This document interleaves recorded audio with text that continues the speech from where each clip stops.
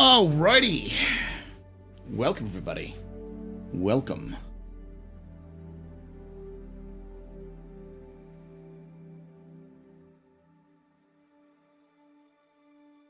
Welcome to the office hours. I've got a special treat for you. You get to watch me eat on stream.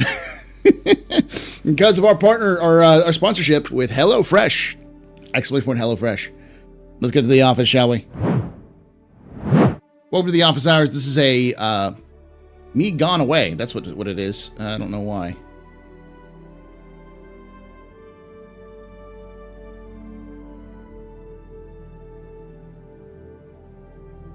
Should I deactivate it and activate it again? Alright. This has been happening a lot.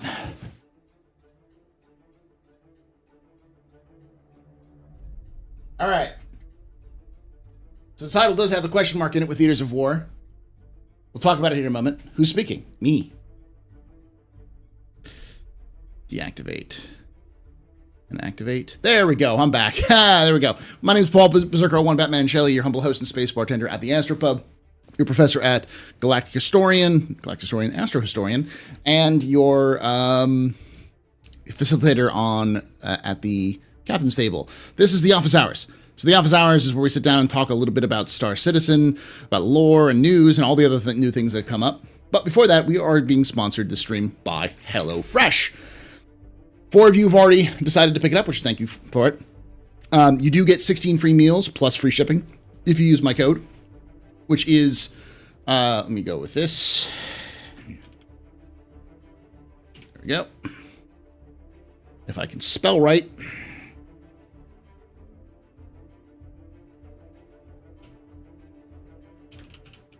There we go. POGHF109590. That code again is POGHF109590. Or you can use the link that's in the chat right there. And so they sent me some meals. So I picked out some meals and they sent them to me. And I cooked one up before the stream, just before the stream. So I was running a little late. That's why. It's hard to really show this off, but I don't want to spill everything everywhere. But this is their rosemary, pork chuck rosemary, or rosemary pork. It looks pretty good. We cooked it up as everything's. But when you get these things, they come in bags or boxes. Like this is the bag that it came in for the other meal that I have. We've got some leeks. So we got some gravy. This is sesame dressing. We've got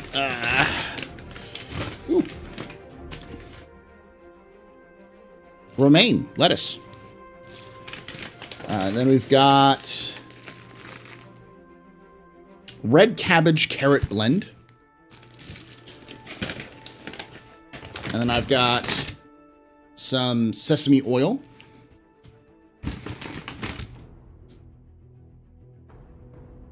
Hoisin sauce, and a little chive of onion, and white vinegar.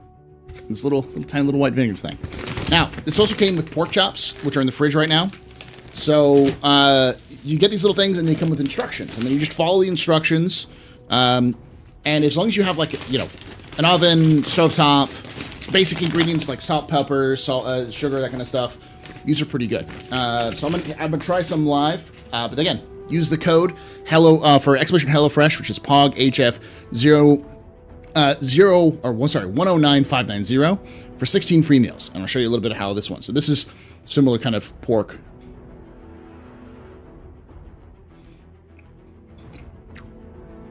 That's really good.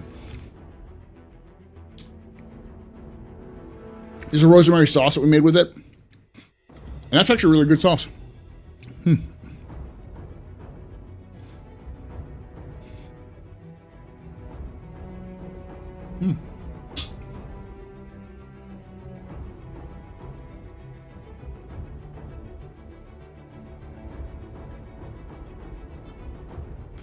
Really good.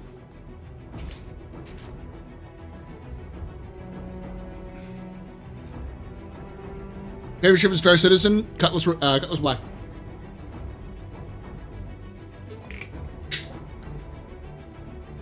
Favorite ship series is Freelancer, though. So I'm going to have some nice invisible beans. Oh, it's kind of visible.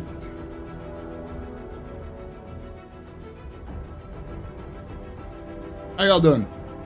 Yeah, this is all pretty good. Like, this is garlic bread. There was 2 loaves. You just cut it in half. Half of it give to my wife, and I have the other one. Oh, that's really good. Oh.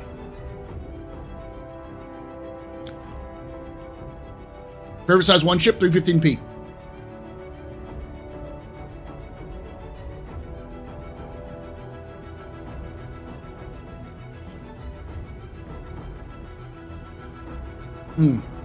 Sorry you got to see me eating on stream. Hopefully go get some food after this.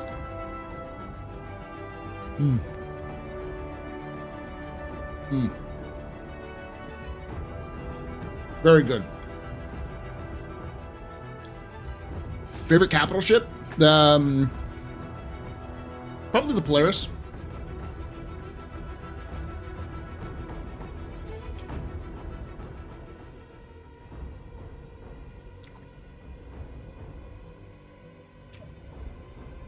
Yeah, we'll talk about that too.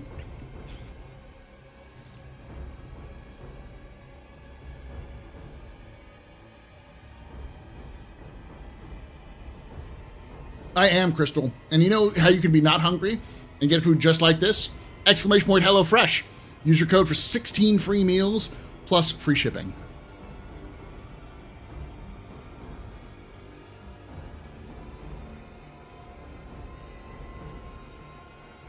Thank you, Panic Switch.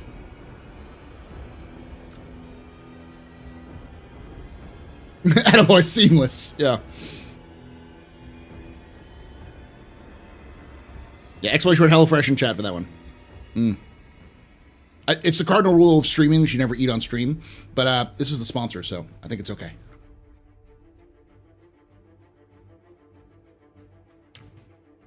Feel free. It's an AMA stream. Feel free to ask.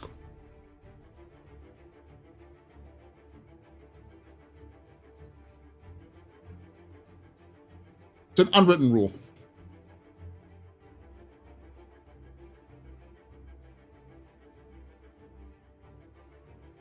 Chip naming and prefixes, like non-UE ships. Not necessarily. I don't think we know that the civilian prefixes. I'd assume it's SS for spaceship, but there's no lore on the naming conventions. Most of the names of civilian ships are just their names. So, like, if your ship's name was the Bountiful Garden, it would say the Bountiful Garden. You know, the Reclaimer Bountiful Garden.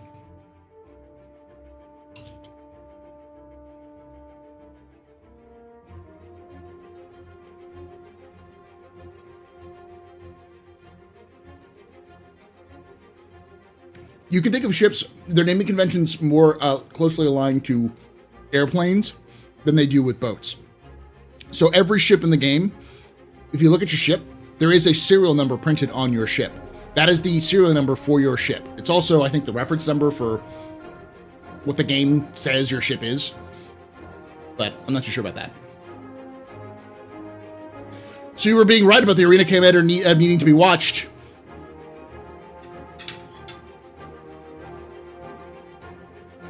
How could I always be right? I'm not always right. That's just me being arrogant little fuck. But yeah, the reason why I said they need to be watched is because they're like unaccompanied minors. Whenever they're off the leash, you just like watch what they're doing. They're gonna do something stupid. Yeah, it's all it was reading the monthly reports, and yeah, it's really what it was. It was reading the monthly reports.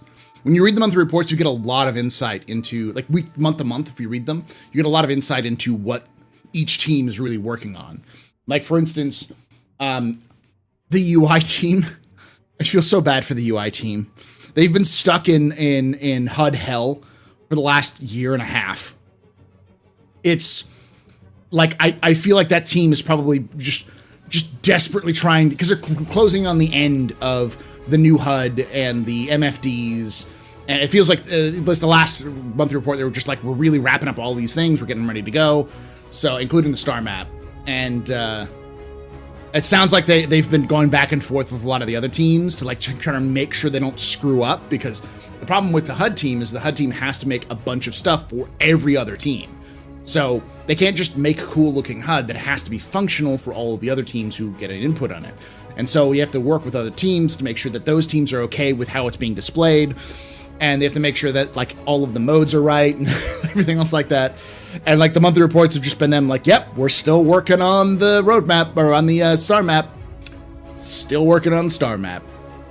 We're checking out with some stuff for long range scanning. Still working on the star map. And like MFDs, working on the MFDs. Still working on the MFDs. Like the last 6 months, they have been doing nothing but MFD work. Hey, Leo.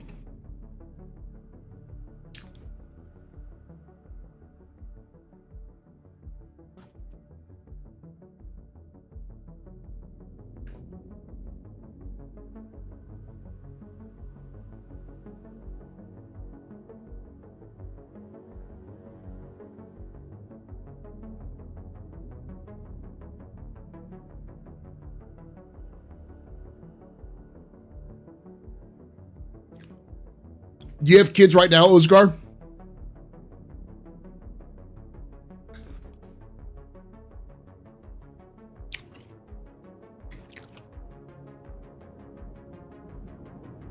Hey, Steve French.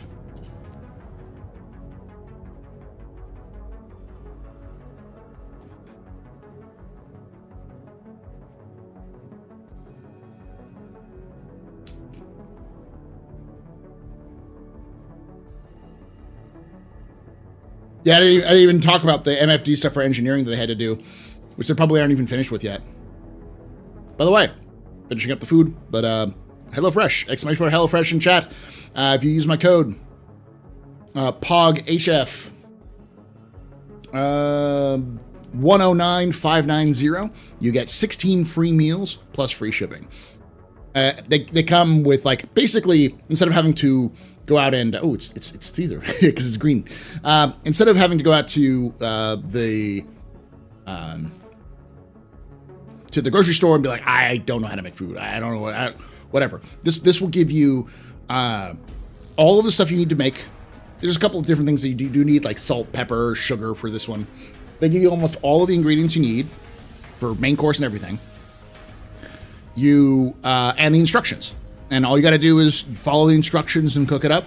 And it's some really good food. So if you're like looking for some new recipes, where you're like not as confident about your cooking, or you want something that's pre-prepared so it's easier for you to do, HelloFresh.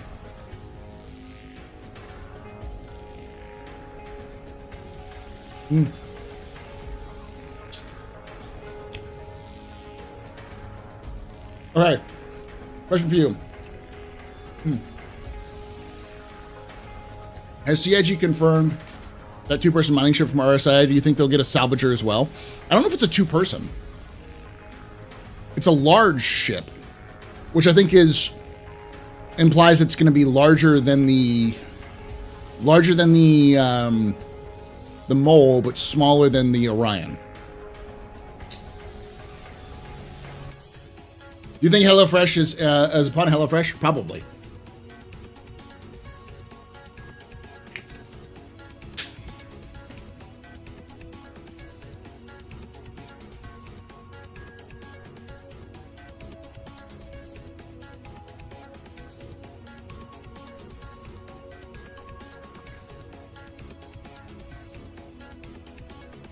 Do you think we'll get a salvager as well? Yes. I actually think we're gonna get a smaller salvager. We have the Vulture, and we have the Reclaimer. We'll have something in between the Vulture and the Reclaimer, which could be Argo, would be my guess, or maybe Misk, and so something like the Mole.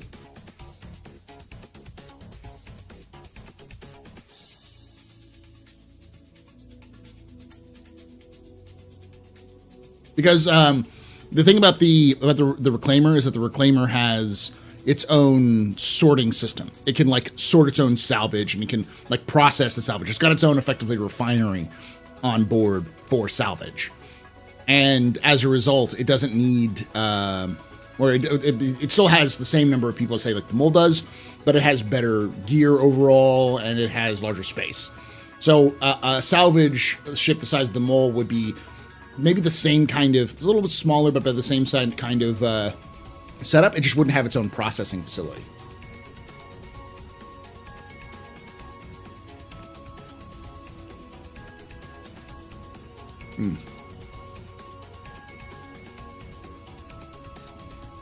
So that was food. It's good. HelloFresh, again, thank you for sponsoring the stream. Use that code to get yourself 16 free meals and free shipping. Now, I'm going to be right back, chat. Don't go anywhere. I'm going to go put away this back in the fridge so it doesn't go bad. And then I'm going to clean up my really, really saucy. It's very saucy. Plate. Very good, by the way. I never thought this would be bad.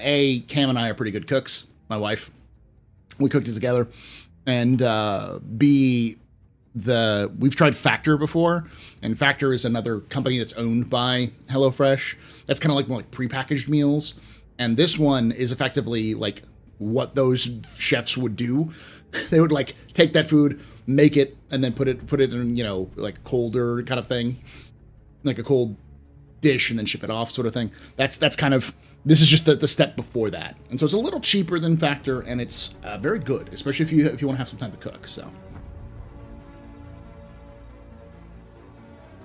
I can see Consolidated Island, yeah.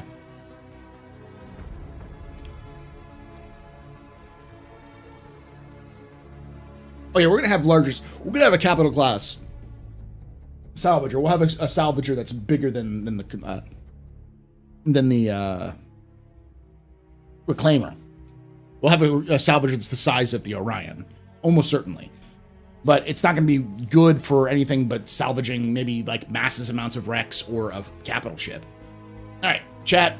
I want to make sure everything's on. Sound alerts are on.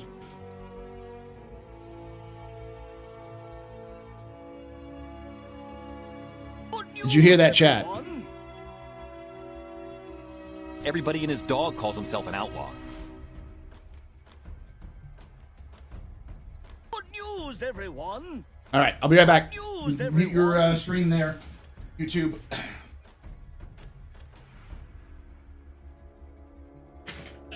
Right back. Weapons free, y'all. I'm flying. I'm pilot. I'm flying. I'm pilot. I'm flying. I'm pilot. I'm flying. I'm pilot. It was at this moment that he knew. He fucked up. I'm pilot. Drugs. Fuck this shit, I'm out. I'm just an old-fashioned cowboy. Two words. Distress and bacon. I'm flying. I'm pilot. I'm flying. I'm pilot. I'm flying. Two I'm words. pilot. Distress and bacon. I'm Drugs. I'm just an old-fashioned cowboy. I'm flying. I'm pilot. Drugs.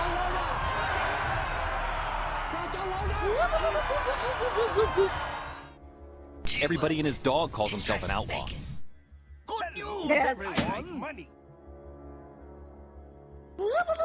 I'm back. No more fun.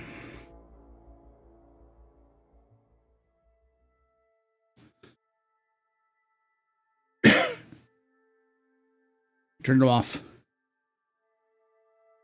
All right.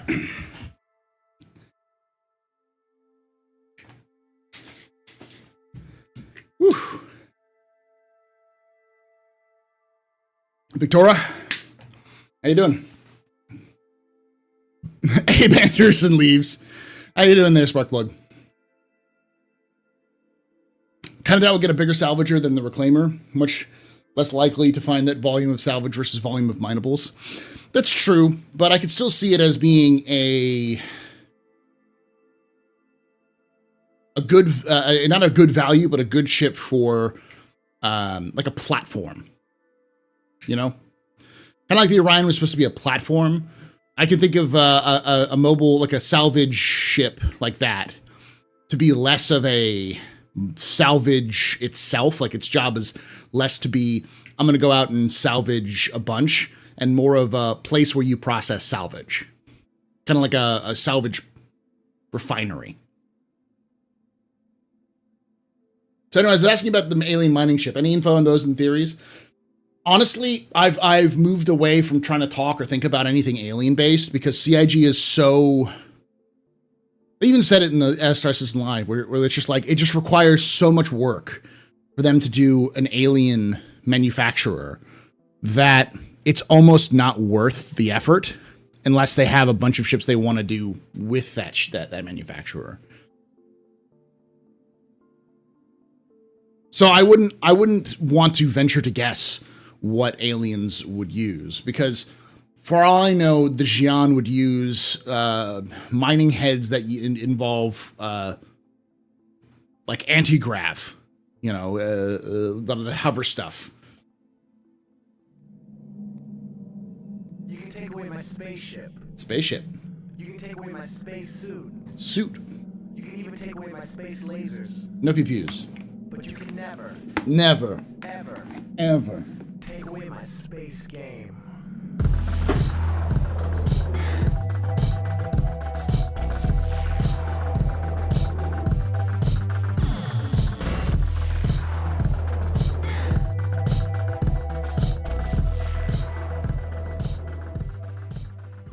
Hourglass Mage _ just resubscribed for 13 months. Alien probes when? Oh, Alien Probes. Thank you so much for that 13 months of support there, Hourglass. You are a very important pub, a very impressive pisser, very new pedestrian. You rock. Shots and cheers in chat, y'all. Shots and cheers. But yeah, it's hard to tell. If the closest we will ever get to something like that is probably going to be the Raylan, or the Raylan, the Gatak brand. They're probably the only alien ships that we might get a mining or salvage out of. But I think they'll probably get a lot more generics out of them before we start getting to those specialties. I mean, we only just have we only have 2 mining ships that are human manufactured. We need more than that.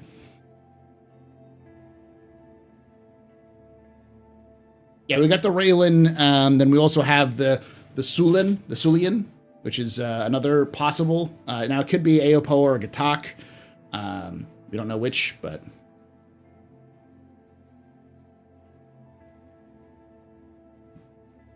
you know, I don't know if the Banu would have a Cutlass or Connie equivalent.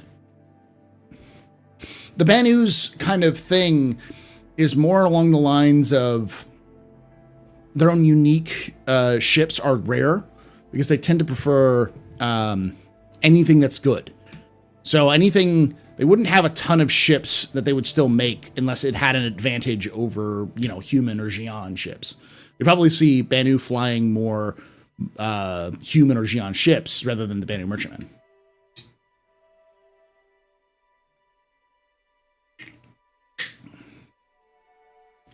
Sulan is Gatak.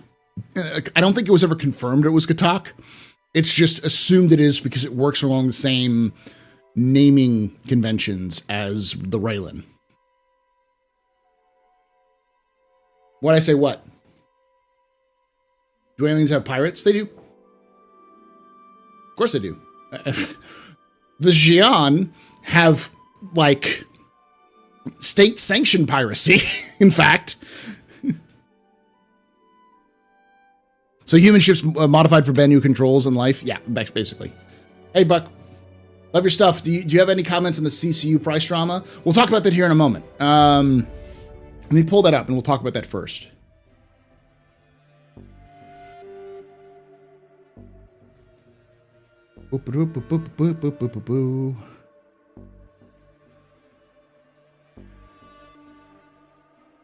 I was out all yesterday doing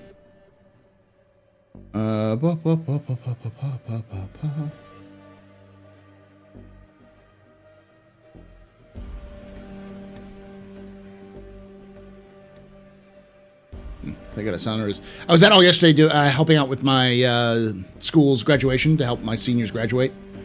So I missed a lot of the stuff, like the roadmap roundup and everything. Here we go.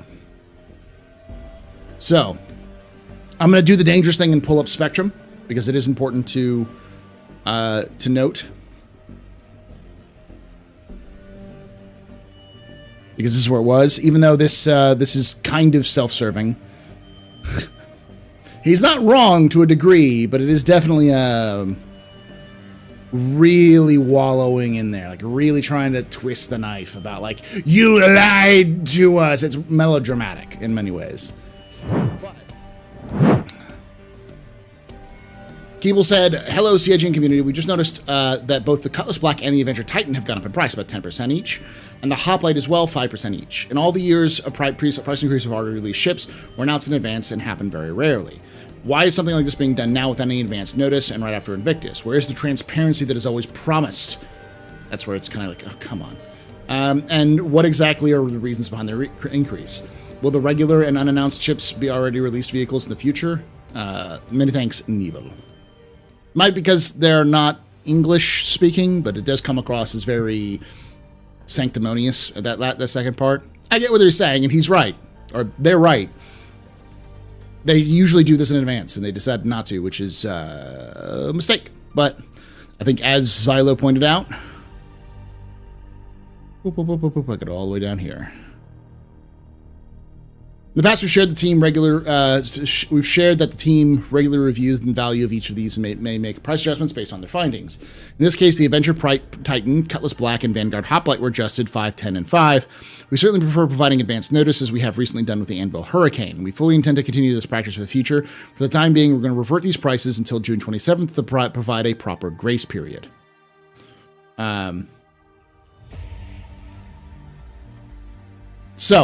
And then there's a lot of people getting angry about that. Now,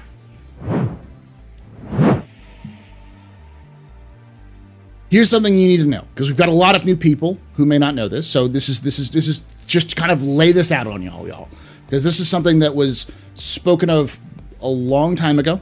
We're talking 7, 8 years ago, probably longer than that. But that's probably the last time it was mentioned. Every ship in Star Citizen is going to increase in price. The prices you see for now for ships will not be the prices when the game gets closer to release. Now, we live in an eternal alpha beta world right now, so that doesn't seem to be like an issue. But CIG has been moving ships up. They're even going to increase. We know they're increasing. Well, we don't know. They're doing a price change for Squadron 42. It's a price increase.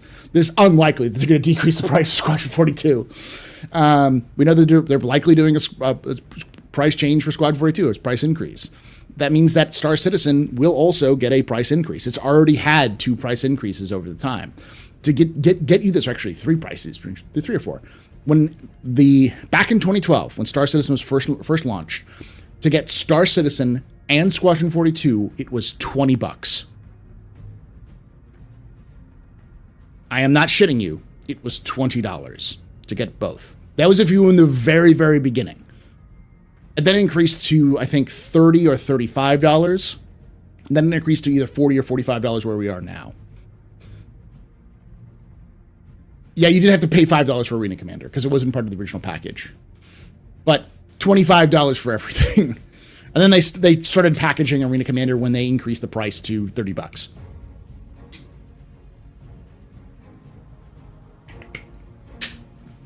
The problem is CIG were well aware of Warbond CCUs. Example, showed Sandy the $97 character years ago. Feels pretty dodgy to offer a Warbond and Invictus, then take it away straight after. I agree. That they should be giving us a heads up notice on these sorts of things. CIG has done it in the past, and it's kind of shitty to not do it in the future because it's going to end up feels bad. I think that was a mistake on CIG's part. That's all it is. I think that was a mistake, and if it wasn't a mistake, then CIG should learn from the response that this is a bad move for PR. People are always going to complain about price increases, but that's the key. If the issue was price increases, then I mean I'm just laying out this fact for you y'all. everything's going up. Star Citizen's going to be $60 at least. That means a starter package right now, which is $45, will be $60, I don't know, 3-4 years from now. Get used to that fact. If not $80.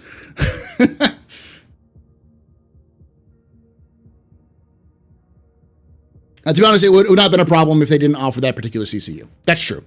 Well, I mean, it wouldn't have been an issue if they had just done it in advance. If they said on June 27th it's going up, I don't think anyone would have had a problem.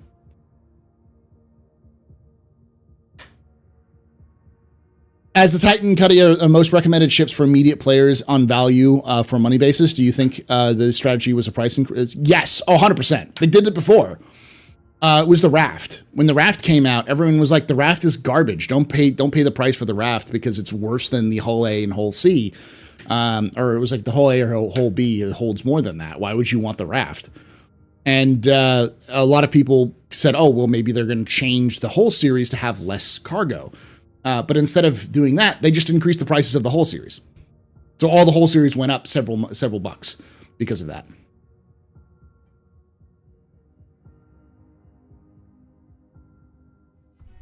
The theme of 2023 is that CIG are fundamentally incapable of recognizing what generates bad PR. All right. I don't think that's the case. I get what you're saying, Ren, but CIG always improves, like always get more money when bad PR happens. Like fucking clockwork. And it's kind of disgusting to think about, but CIG is very good at getting that. Like, CIG gets more pledges and more money when more people are pissed at them. Because it generates controversy. Controversy generates news articles. News articles generates an uptick of knowledge about them. And that uptick of knowledge ends up with more people hearing about them and thus doing, like, pledging.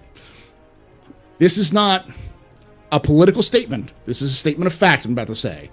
But it's something that politicians who are very loud have learned to do. If you can get them, if you say something ridiculous or over the top, the media will carry it because they love to get clicks.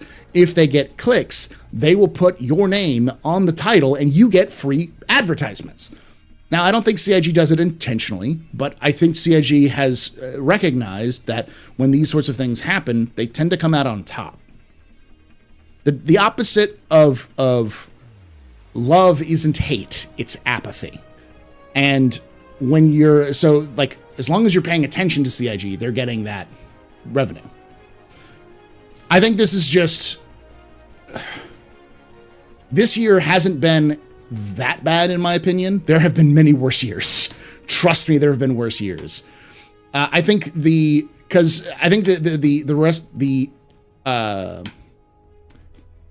lesson that CIG should take away from this year is they need to relook at how their marketing interacts with their customers. You know, is it still okay to do the playable now advertisements? They did it for 319. I still question whether that's a good idea or not. I think personally I wouldn't do that, or I would change it slightly, especially going into a year which is likely going to have many worse things. If you think 320 is going to be playable, no. It'll probably be better than it is now in 319, but 320 is likely going to have issues which are wholly separate from everything else. The player unstowed issue might spike everywhere. Everyone might have a player unstowed issue if 320 does in fact have the decoupling the replication layer from the servers. So, like, any PR is good PR, yeah.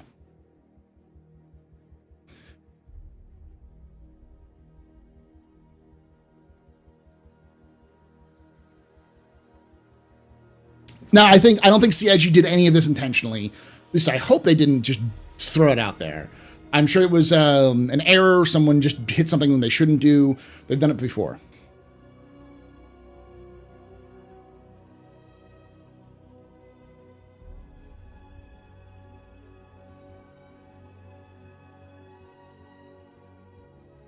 Hold on.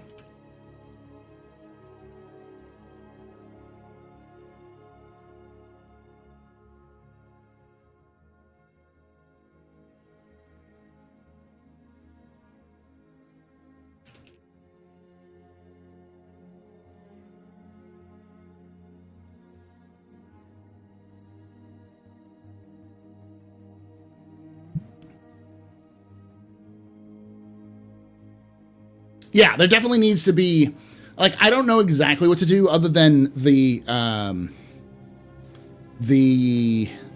something they've already started to do, which is to put updates on the launcher.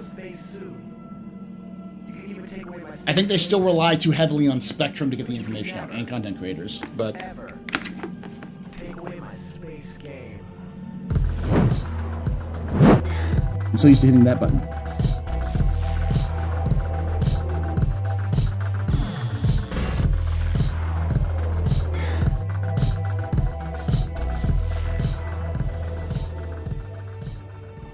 Monstratus just resubscribed for 16 months. Mood dancing? Thank you so much, Monstratus, for that 16 months. You are a very important pub, a very impressive person, a very needed pedestrian. This is your fault. You're drinking that. Shots and cheers in chat, y'all. Shots and cheers. Yeah, that's the problem. Is they still pretend to be a small startup when they're a company that's bigger than most AAA developers. It's like they need to invest in good PR. They need to give the community team more money.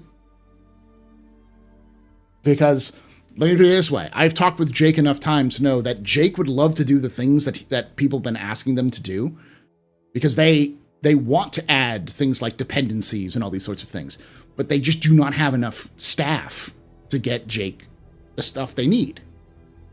They just don't have this. So it's just Jake, and Jake may have borrowing somebody from one of the web development team for a little bit to fix some things, but that's it. It's just Jake. And they are increasing the community team. They've hired 2 or 3 new community managers this year alone. But they definitely need a dedicated public relations person to at least look over the anything that's being done. Now that's difficult because the way that Star Citizen's done is not done through traditional means. Because any developer is not only able to, but encouraged to interact with the audience, you can't have them go through PR for every single thing. But they could easily have a PR team that comes out to each studio, each office, talks with each of the individuals and say, hey, here are some quick tips on how to talk with fans. Here are some guidelines. Here's what you'd like to say and can't say. Here's some the ways to interact with people. Those sorts of small trainings and seminars. Do it once a year to keep people up to date and be like, hey, you're in a different position than you are in any other studio. It's good and bad. Here are some tried and tested techniques that we use on a daily basis in the social media or the public relations stuff. That would probably go a long way. And I don't know, they may have some of that. But they also should have those teams on call for issues like this. Then again, this will blow over. No one will worry about the fact that the Cutlass Black is $105, or is it $110? But like that it got a price increase in 6 months. No one will even remember this.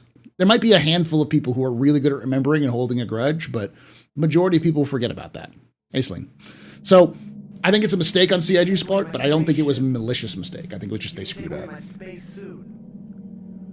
Take away my space lasers, but you can never, ever take away my space game.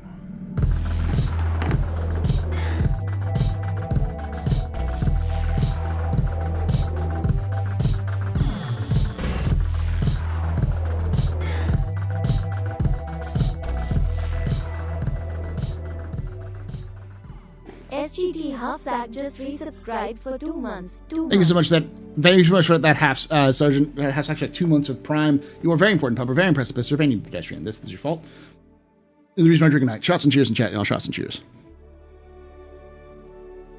Ah.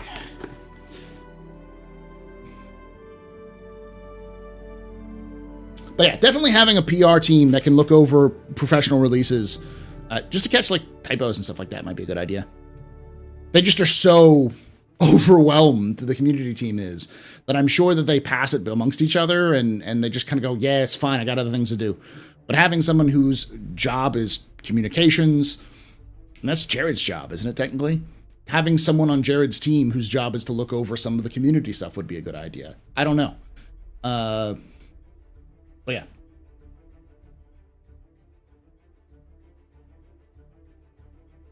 But I also think it's important to note the difference between intentional and malicious and like mistakes. I think there was a mistake.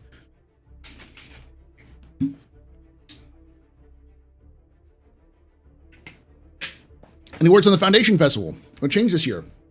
I've seen new Vulture and Starfire paints, and I need it. Last year was crap. What is the Foundation Festival? It says, is that in July? I always forget that. That's the one date, that's the one holiday that always screws me up. Yeah, copy editor. Yeah. We're probably good. Someone who edits copy would probably be a good idea. And they may have that person, but I know CIG well enough to know that if they have a copy editor, they have 4 other jobs.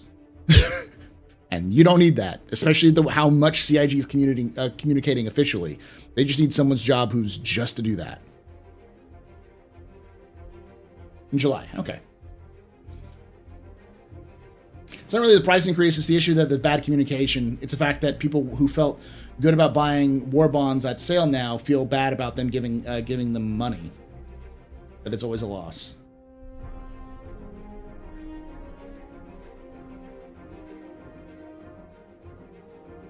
I'm confused by that. So if you bought a war bond for, say, like a Gladius to a Cutlass, right? And the Cutlass goes up $10. You still get the Cutlass. And now your value of the war bond CCU is $20, right?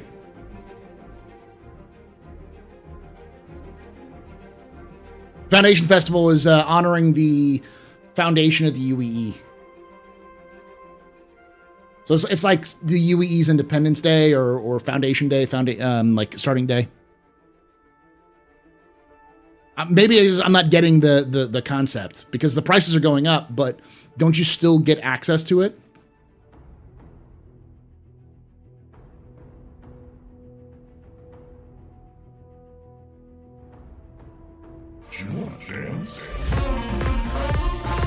Cobra! Fashion cowboy.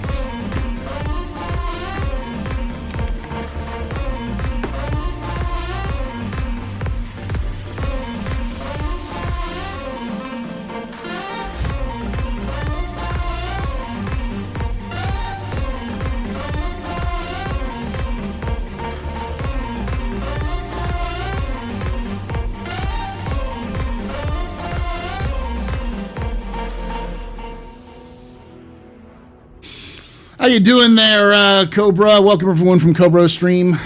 Oh, what's up, Cobras? My name's Paul, Berserker1, Batman Shelley, your humble host and space bartender at the AstroPub. This is the office hours, where we sit around and talk about news and lore and all these other sorts of updates. So, how y'all doing? People paid new cash for Nova war bond upgrades, but they know that their price increase could have used store credit for Gladius CCUs, basically. Okay. Well, CIG does offer 2 months refund, or two weeks refund. I think up to a month refund. So if you wanted to get your money back, you could. And honestly, I know Sandy was told about the $90 CCU chains. I don't think anyone in CIG really knows the full CCU chain thing. I do not think they fully comprehend how much the CCU chaining works. Talk to X about it. X himself kind of has this theory that they really don't understand what they're doing and don't realize how much money people could be saving on it. Otherwise, they would be reducing it a little bit more. I think it's a matter of the CIG just blundered into it because they didn't think about it. Rather than oh yes, we're gonna get the money, but it's more of a, they didn't announce it because they didn't think about it, and then they didn't worry about it before.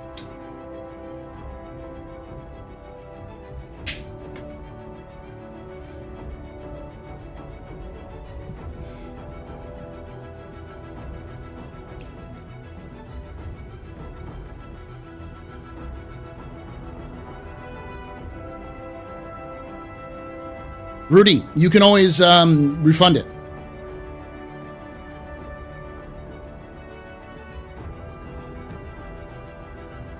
Latest Cobra. We're talking, for those of you wondering coming in, we're talking about the controversy of the price increase that happened and then got reverted. I think they loosely encourage it, but don't look into it that much. So it basically gets people to spend money more than they might otherwise. Yeah, but I don't think they intentionally plan it. I plan on it. I mean, like they know it exists, but I don't think they study it to the degree that the fans do. So.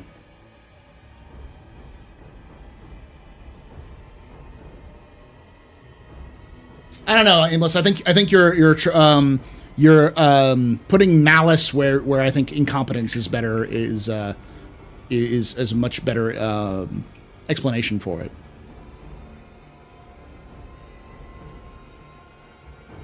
So you don't have any money in it there, Rudy. What you're saying is that you've done.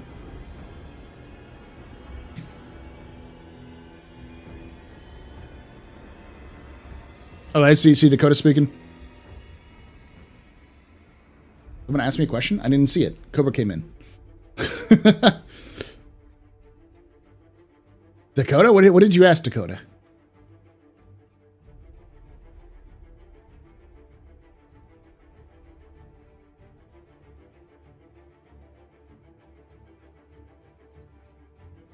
Oh, is it just me or the roadmap deliverable seems broken and missing stuff? It's broken and missing stuff. They're going to fix it for the next update. You were rickrolled. Star Citizen Films, you were rickrolled. There is not a Squadron 42 announcement at all. CIG has made no announcement for Squadron 42. In fact, as far as I know, and as far as I'm concerned, CIG has not made any official announcement about Squadron 42 for like 3 years. I know a lot of people will say, well, in this interview, the CFO or the COO mentioned 2 years. And like that interview was like a offhanded, I can't give you any firm dates. Even in the interviews, like I can't give you any firm dates. I think we're 2 years away is the kind of the way it was mentioned. And then of course there was the Aaron Roberts leak where Aaron Roberts said that Squadron 42 was 2 years away. And it's like, those aren't official sources. One of them was a leak. It was mentioned to somebody and then posted on the internet and never confirmed. So it's like, that might as well have been made up.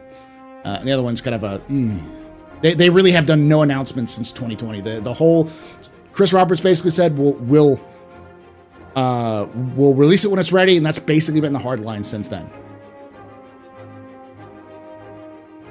Don't do that, Sergeant Halfsack. Has there been any official announcement of the removal of Squad 42 purchases from the website? Yes, there has been. We talked about it last office hours, which we did a little earlier than we normally do. It was on Tuesday.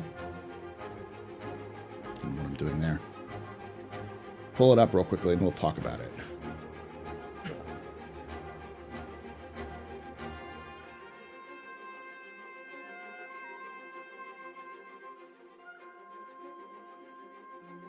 Here we go.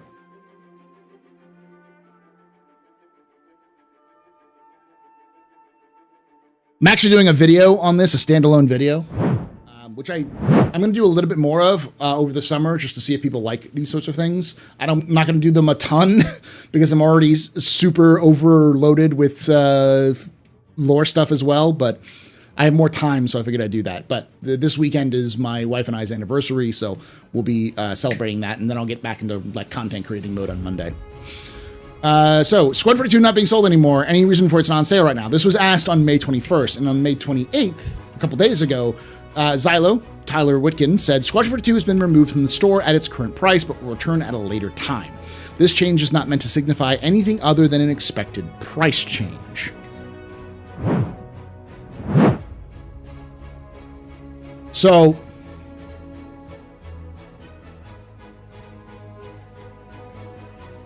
the dev plan is always 2 years out. That's the 2 years thing comes from. But the end of the dev plan is not the release date. Yeah, that's a good way of putting it. Now, this is where we're going to get into speculation territory. And let me go over this again because I'll talk about it very quickly. This is kind of a brief rundown of my video, which will come out soon, which will have more details and references and stuff that I'll show. So it'll be better. It's more sourced. So you can. That's why when people come in and be like, "Well, you don't know," I'm like, "These are all the things I'm pulling from, my man, my dudes." my folk. But oh wait, we'll do this first. 2 years TM. It's actually a great video by Ray's Guy that talks about why it's always 2 years away.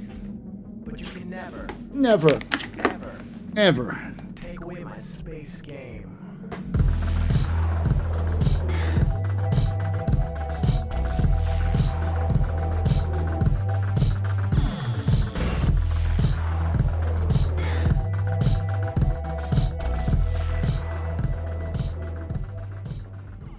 Hey, it's Nick just resubscribed for 11 months.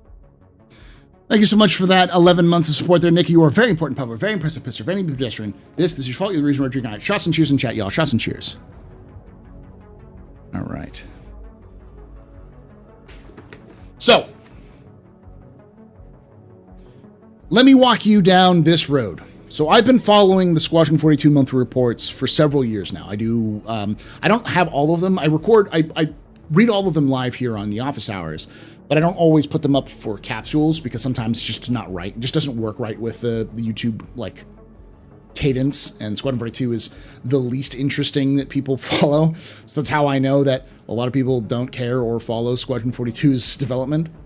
But I've been following it for a while, and I can see the ups and downs. If you read them month to month, you can really see track the progress of what they're focusing on, where their main goals are, where they're trying to get done.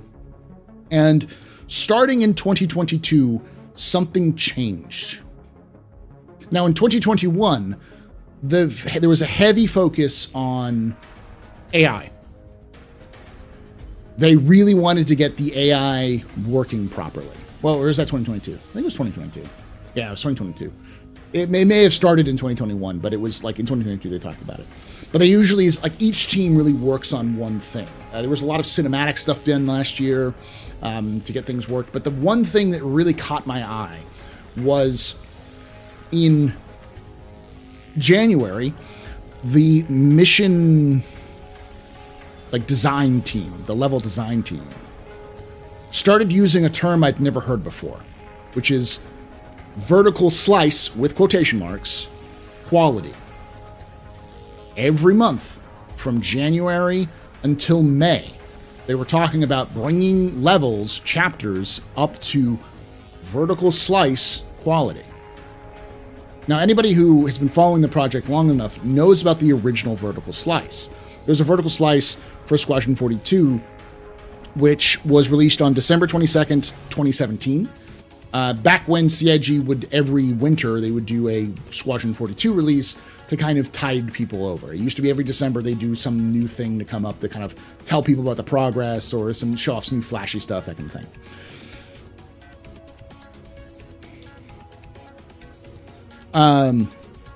Slice, yeah.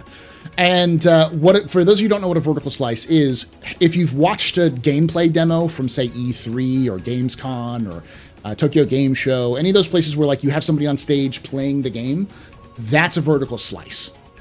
And you'll notice that a lot of those games will look different in terms of their HUDs, or they'll have different animations than the final version, because a vertical slice is designed to be a head-to-tail kind of complete cross-section of a game. It's supposed to show off the game's graphics, the gameplay, all the gameplay elements. It's supposed to show off the whole, like what the game is supposed to play like.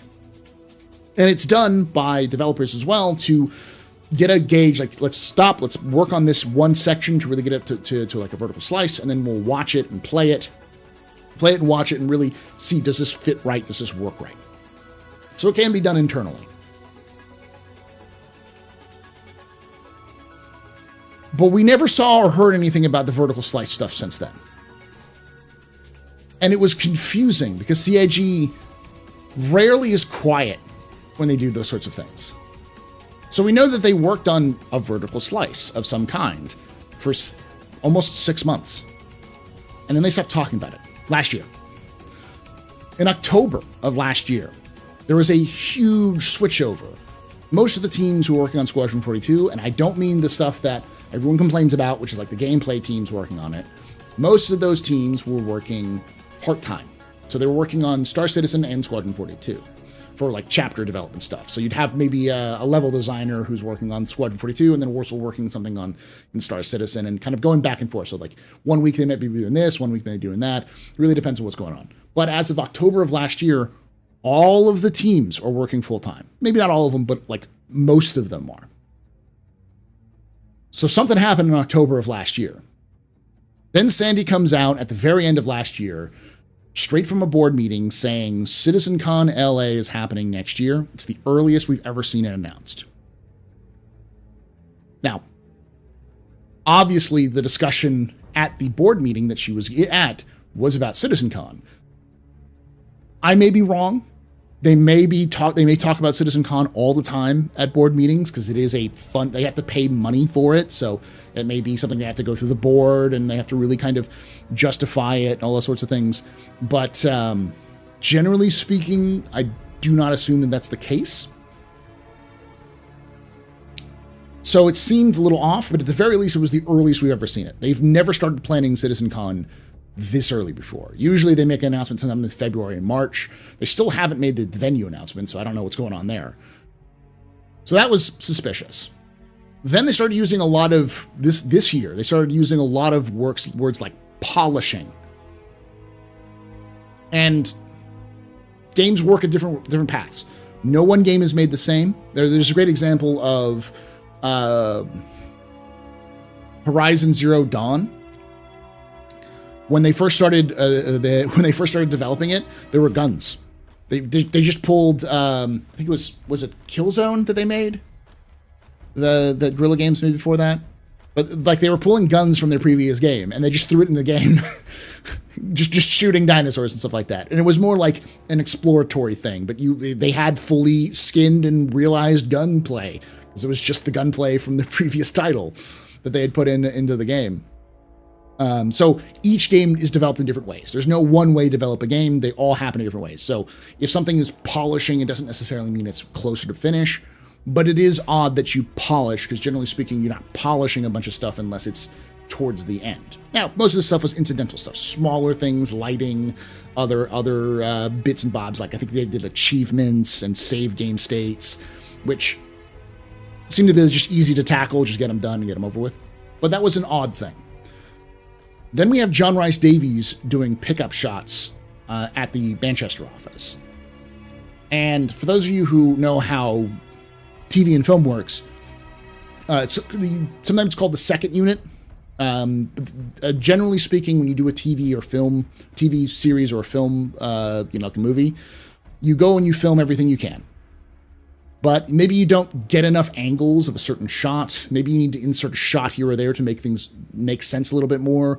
Maybe you need to remove a scene and rewrite it because it just didn't work with flow or the audience reaction didn't work. But usually you do the second unit stuff after you've already started editing, after you have a good piece idea of how everything puts together. So it's done.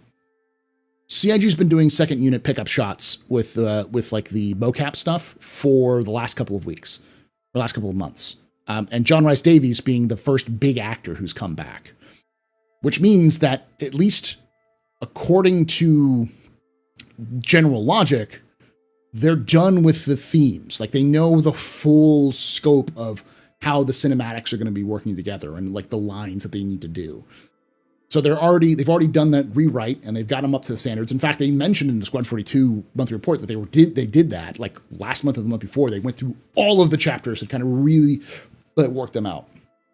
And then CIG removes Squadron 42 for a price change. Is localization also at a late stage, right? That's hard to tell. I couldn't tell you if localization is at a late stage. Yeah, there's a lot of connections here. That's my point is like everything I've just been saying on their own they could mean anything. But the fact that all of these things are lining up and they're lining up in order tells me that there's something going on behind the scenes because CIG is notoriously bad about telling us anything about Squadron 42. So with the Squadron 42 being removed from the website, I watched a video. Ray's Guide did this video on it. And It's what inspired me to actually say, all right, I'm going to do this video because Ray's doing it and he's got a good logic for it. I'm going to kind of add to it because I've got all of this information I just told you with sources and everything like that to kind of pull this together. But Ray put it perfectly. Why would they remove Squadron 42 from the website? Well, we know it's a price change. Well, why would they do the price change now? Well, number one, they're doing the price change because if people knew that Squadron 42 was coming out in the near future, leaks, all it takes is like, say they do an interview with, GameStar, and GameStar releases their article a month before they should have. It's happened before, where articles will drop well before they're supposed to have, or someone leaks something through the press junket, or maybe one of the actors mentioned something they're not supposed to. And now suddenly it's out there that CIG is releasing Squadron 42 in October of 2024. At least they're planning on it. Maybe, say that comes out. Well, fuck. Now everyone's going to run in and buy that $45 package. And we know what Star Citizens will do. That even if CIG immediately raised the price, the people who will go in and buy 20, 30, 100 $45 packages and sell them on eBay for $55. So they can get a profit that CIG doesn't get, but they get it because the gray market's a thing and it exists.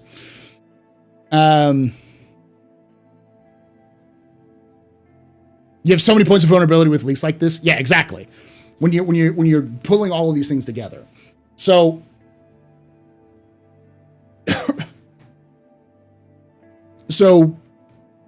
they pull they pull this unannounced because they wanted to prevent people from being able to hoard them or from panic buying, coming in at the last minute. Is Squad 40 a $60 game though? It's always meant to be. And last we heard, the main campaign is $20 is 20 hours and with 20 hours of side missions. That may have changed a little bit, but anywhere between 20 and 40 hours is the idea. Plus replayability.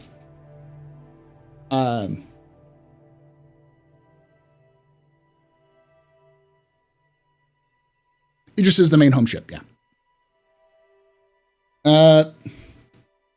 The other thing is, like, I know a lot of people like, why would CIG increase the price? I'm gonna find it.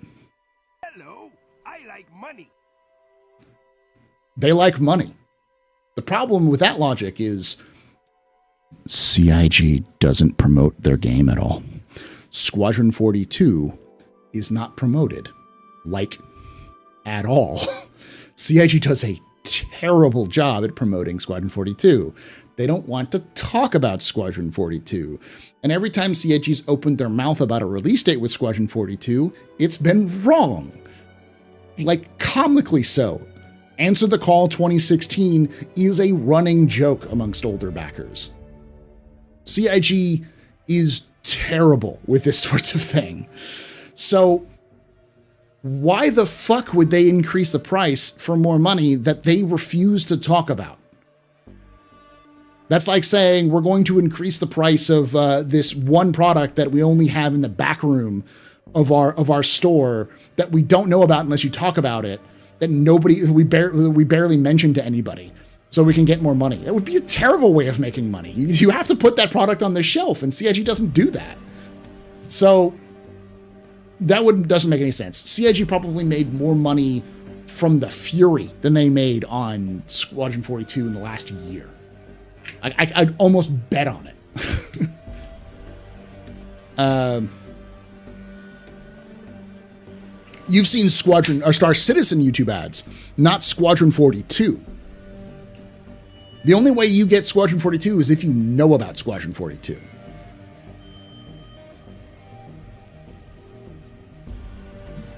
Now,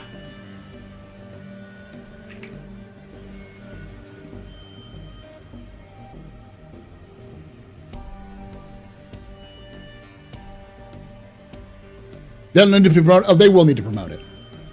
Hunter, I know Hunter Wild was here. I saw him earlier. Hunter, tell him what an activation is. Hunter and I have both been through many activations in our time as content creators, and I can tell you, they need an activation. Especially since, I still don't even know about Squad 42. There we go. Exactly. So they need a lot of publicity. Like, you don't just release Squad 42 as like good luck. They need to do at least a year of promotions. Yeah, like if you've seen a Star Citizen ad, when you start seeing Squadron 42 ads as much as you see a Star Citizen ad, that's when you know that game's about to come out.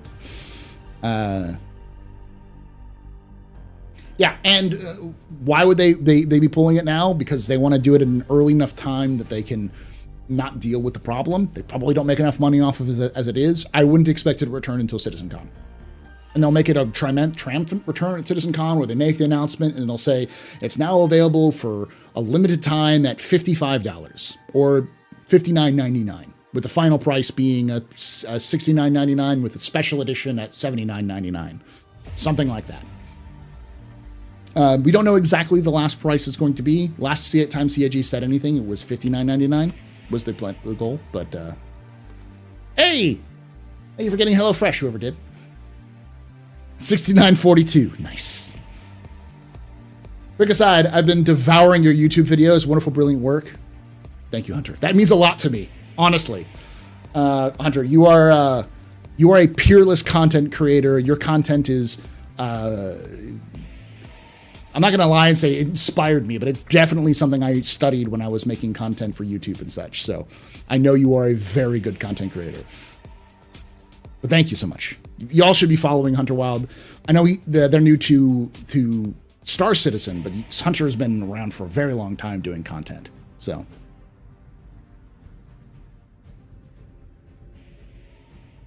Well, I hadn't realized they pulled it. The lowest cost you can get is a UE Exploration Pack at you're not buying it unless you really, really want to buy it. Very new to SC. It's been a wild and fun ride. Yeah, it is expensive. And you can only get that package if you've already spent $1,000 in the game.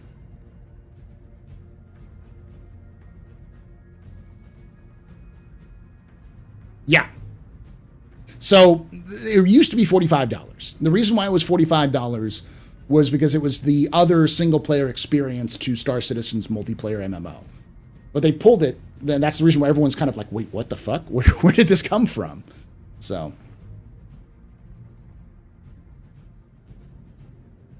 I know you made one like 3 years ago, but I'd love to see you do another Carrick lore vid. I mean, it's been 3 years, so I could recycle.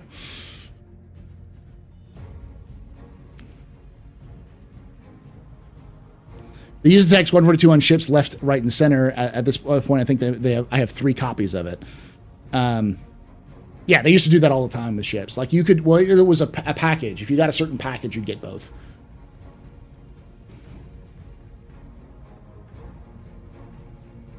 Yeah, I believe, actually, I think you get Squadron 42 in Star Citizen if you spend more than $100.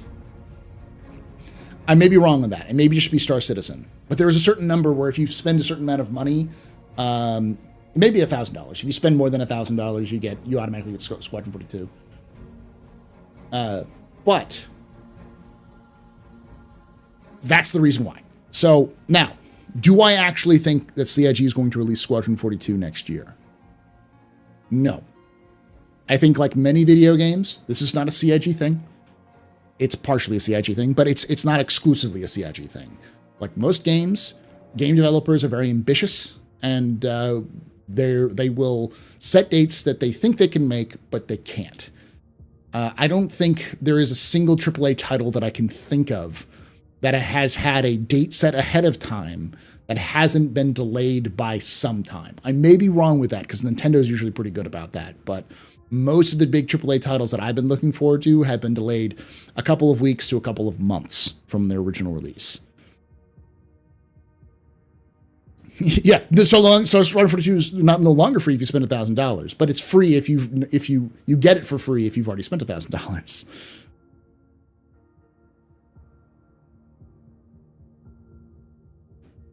Is it just Star Citizen that's free? if you spend $1,000, but I think, no, that doesn't make any sense either.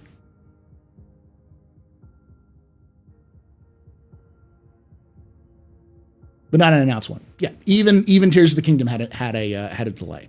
So I think CIG will be very ambitious and say they're going to release it in October of 2024. And I think it likely slip 6 months to 6 to 12 months. And I think I'm erring on the side of caution and saying 12 months. So I think the earliest we would see it is 2025 if they announce it at the end of this year. Oh, it had a cutoff date. Yeah, okay.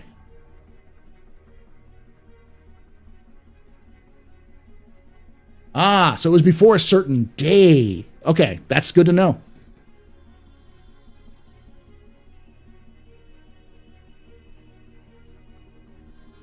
I think we're optimistically 2 years away. I think we're closer than we think. Now, another thing that's to clear this up before we move on to the ISC or SCL today and kind of talk a little bit about that. There is a rumor that closed beta will happen where players have access to closed beta of Squadron 42. Unless someone can point me to a direct source, CIG has never said that players will have access to the beta of Squadron. That is a massive leak problem. Like maybe content creators being flown in to play the game for like a demo, but no way would we see a closed beta of a single player game like that. So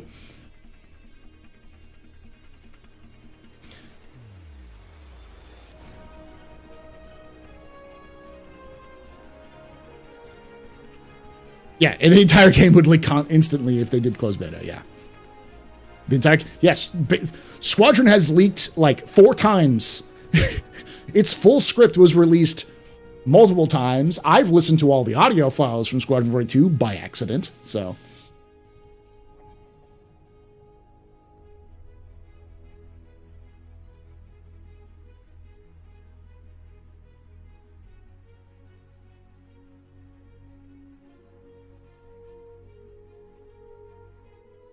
Yes, I'm going to CitizenCon. So you'll be able to see me. I'm much taller in person. But hey, if it leaks in full, we could just give us the Idris.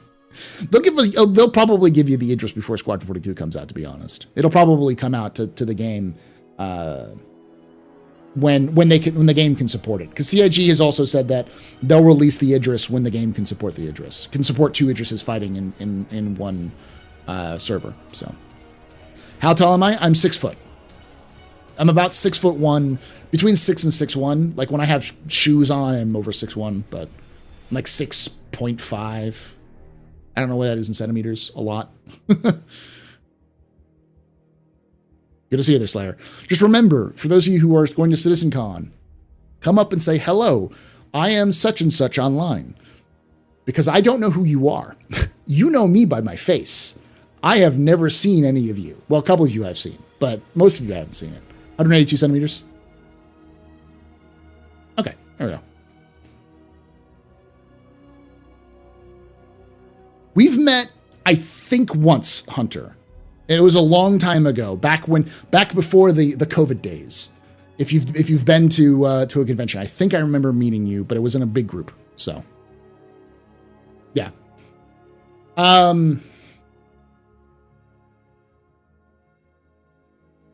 Dave Cox, Beer Gnome. Beer Gnome and I are friends. And I know he used to work for you, so.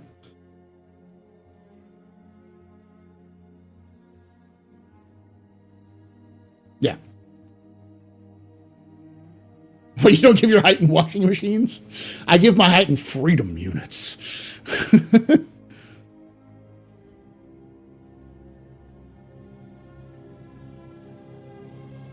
Old age sucks, yeah.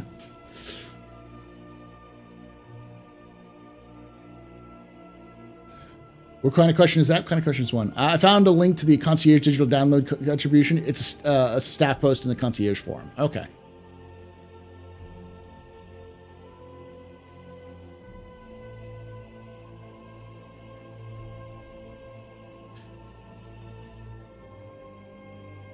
Our Star Citizen character is a veteran of the campaign story.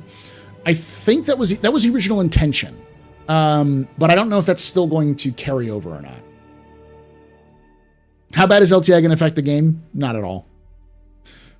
LTI only counts for the basic starter ship. Not basic starter ship, basic starter gear. So if you, say, have more advanced gear, so you go out and buy better guns or better internal equipment, you'll have to pay additional insurance, in-game obviously, to ensure it comes back to you. LTI will only cover the basic stuff. Unless you have a massive fleet, it won't be that much. It's mostly a convenience that you don't have to remember to pay all of your insurance, for all your ships. Thank you, Jumpy Lemming. I was wondering who that was because I saw it go up. So thank you for that. HelloFresh is great as long as your FedEx guy likes you. I think they've changed something, Giddy Up. I think they have their own delivery service now. It may be wrong, but I get little notifications when they deliver it as if it was like a bespoke delivery service. And it may just be where I live because I live in Austin. So, but I don't know.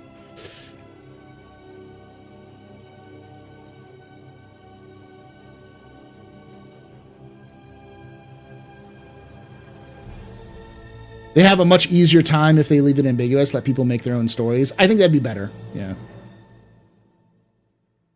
Question. The one thing I don't get is if you can get Star Citizen independent from getting a ship, what is that player expected to do at launch? Space Hobo? I don't think you can get Star Citizen without a ship. All Star Citizen packages come with the ship. There's the rare exception where CIG is doing a giveaway and they'll give you Star Citizen plus like a Centurion or something like that. But you can technically, I think, sell the Centurion or whatever. You could probably, turn it into a starter ship if you want to.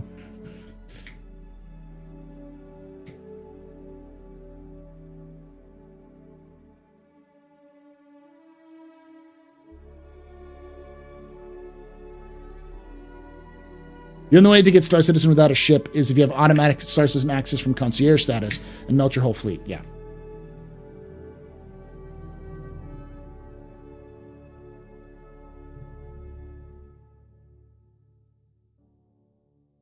We can always have a starter that is a CCU to CCU vehicle. I guess you could technically do that. Yeah. I think most backers these days are grossly underestimate the number of people who will play who don't want to fly spaceships that much at all. I think that's true as well.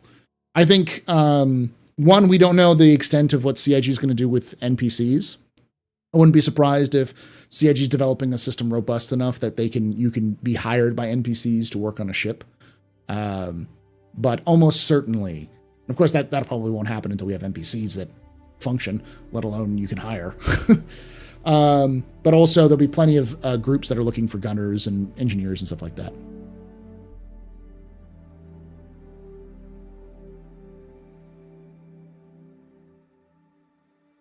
Hey man, can I get a ride? Yeah.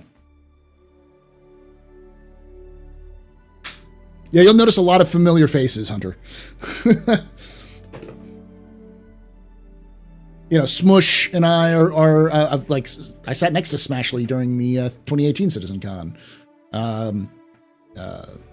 So yeah, we know a lot of the same folks. But I'm glad you're enjoying. I hope you've been enjoying my Star Citizen lore stuff because I really try to get into the game. So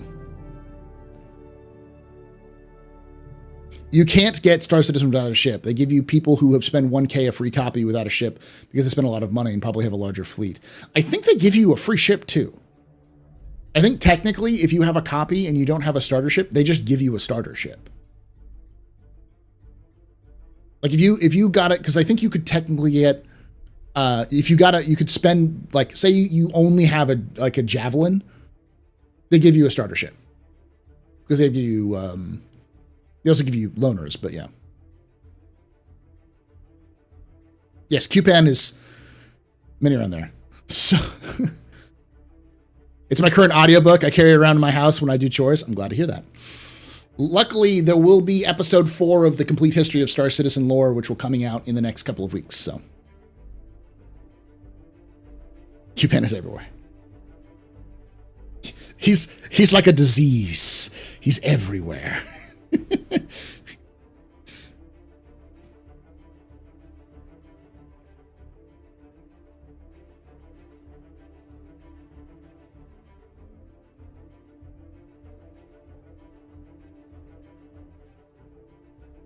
I know at 10K they give you a free F8C Lightning. Yes, I know that, unfortunately. To be fair, it's not my money. It's all because of giveaways. All right, let's watch the fantastic. Let's talk about Theaters of War, because a lot of people coming up here. Now, Theaters of War is not confirmed, but there is some things that have been sort of confirmed. We're not going to go over the roadmap extensively, but I will be going over the latest roadmap roundup, and we'll talk about it a little bit. The rash you can't get rid of.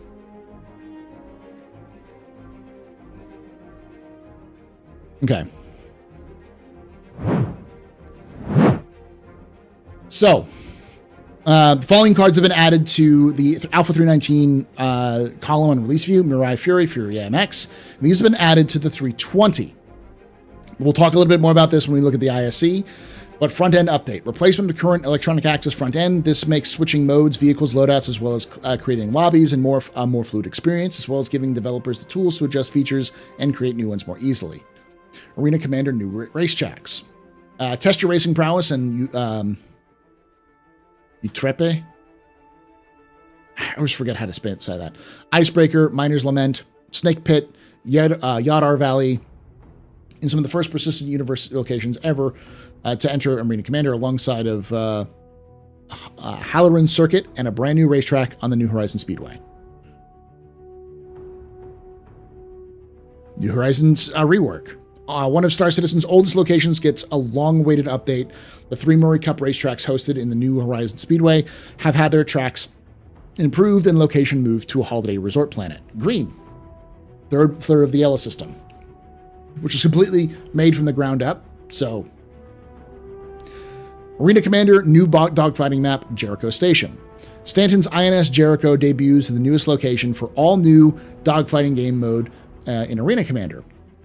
This is true.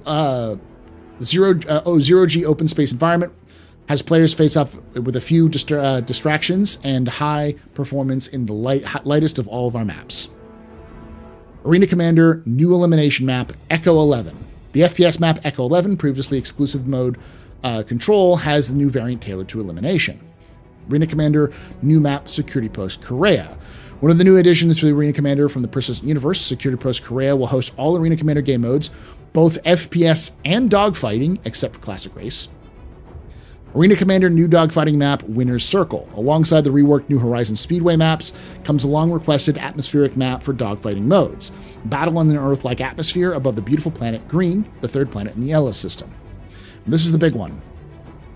Arena Commander experimental game modes. These limited time game modes range from simple twists on current modes to entirely new modes. This initiative will not only allow for rapid iteration of game modes, but put in players' hands faster. But also allow our teams to gather vital analytic data for specific activities, equipment, vehicles, and in-development features. Now, here's the thing. There's a couple of things which, well, I'm going to pull up the, this is entirely Shiny Hobo.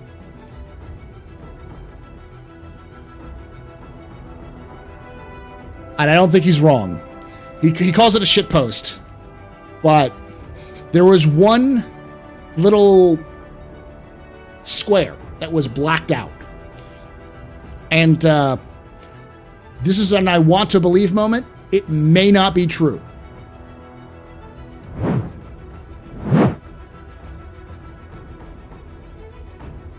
Which would make sense. This would make sense. Master modes being a experimental build for Arena Commander in 320, if they wanted to try to test out master modes to see if they're good to go, and giving players a chance to play them before they went in live. And Jared in ISC did say that The goal of this new Arena Commander update is to make it the new testbed, like it was originally designed to be, for new content to put into Star Citizen. Now, this is just the beginning. If we look at some of these other ones, pull up again. Mentioned of Security Post Korea, FPS, and dogfighting. On Inside Star Citizen, they mentioned that Star Marine is gone. It's now all Arena Commander, all on one table, Arena Commander, FPS dogfighting, and they want to do combined arms games, which is Theaters of War. I think Theaters of War is gone. I think we're not going to see Theaters of War as it was originally envisioned. Theaters of War was always a temporary title. They said it was a working title, and the idea, though, of a combined arms gameplay mode was something they wanted to do. Almost certainly, that will be in the game at some point. Maybe not by the end of this year, I hope. I still hope and dream we'll see that. But we may know next week with ISC. But they mentioned an ISC. They see it on this roadmap. It's almost certainly going to be a thing. I think this is almost certainly going to happen for the whole stuff. So, Sauron tool, yes. But there's I said early this year. I said it on InfoRunners. I said it on the Launch Sequence podcast. I said it on Captain's Table. Watch the Arena Commander team. The Arena Commander team are sneaky. They're going to hit you with some big stuff this year. I was right. There was a mention of tank royale, tank royale. So there's like 8 devs. Yeah. The thing about the thing to understand, yeah, green's a full planet. It's always been a full planet, but in this case, they made it a planet because it's easier for them to spin up a planet than it is to build a map. And that's what they did with the Good Doctor map as well. That's Lear 3. So, or Lear 1, I think.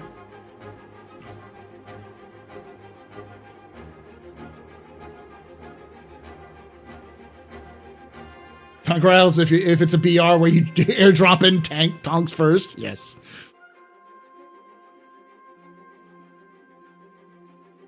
So what you're telling me is this will also help the development along with the L system.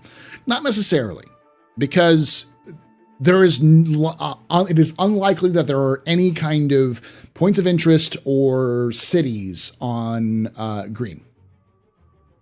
There are resorts and cities and like landing zones on green that are supposed to happen. But with the Arena Commander map, it's just the planet, and I can almost guarantee you it will change as they get closer to releasing the Ellis system, which isn't as crazy as you may think. Ellis is only 2 or 3 jumps away from Stanton.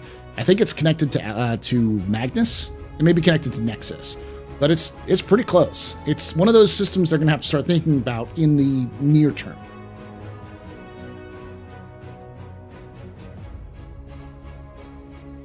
As the other side of Magnus, then it's 2 jumps away. I didn't remember if you had to go through Nexus or not. But yeah, if you've got Ellis next to Magnus, Magnus is connected to Stanton. So Stanton, Magnus, Ellis.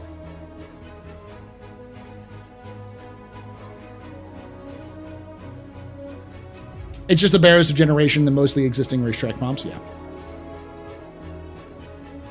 So what we're getting is a bare bones planet. Yeah.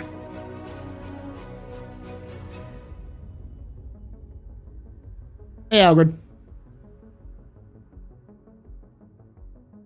So yeah, Arena Commander. I'm both right and wrong.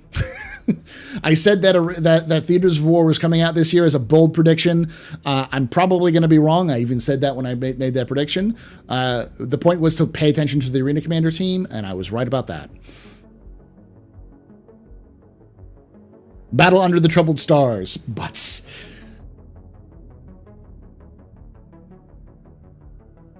Either way, Paul, I kind of consider this a win because it will reduce the amount of assets, brand new assets needed to new system. Yeah.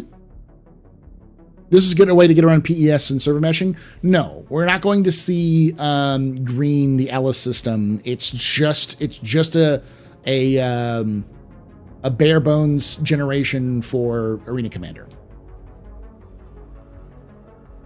The forest looks denser though. Have you been to Microtech since 3.18? They have increased the density of all the forests in Microtech. So you heard they nerfed Jalenite? It's Janelite. Yeah, I always say that right. So yeah. It's basically framework, not a complete planet. Yeah, and they did the same thing with the Star Marine map, The Good Doctor. It's Lear 1 or 2, but it's just basically a planet.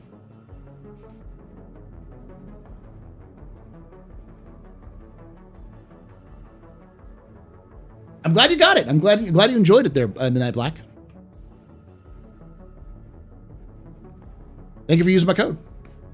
Yeah, we just had some pork chops earlier today, so on stream. So make sure you check them out. If you want to get 16 free meals and free shipping with free shipping, it's !HelloFresh in chat, which is Pog. I always forget. It's Pog HF 01009 I think. Yes, Pog HF 109590. That again is Pog HF 109590 to get yourself 16 free meals.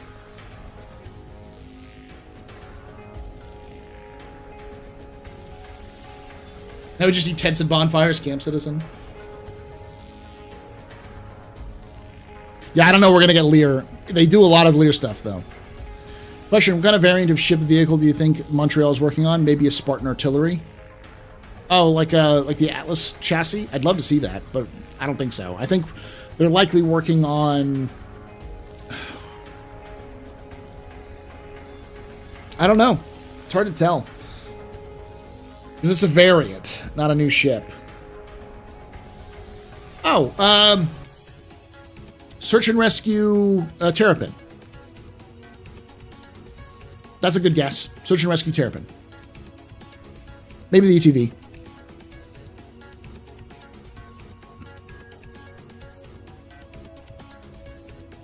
We could see Valkyrie as a Search and Rescue in civilian.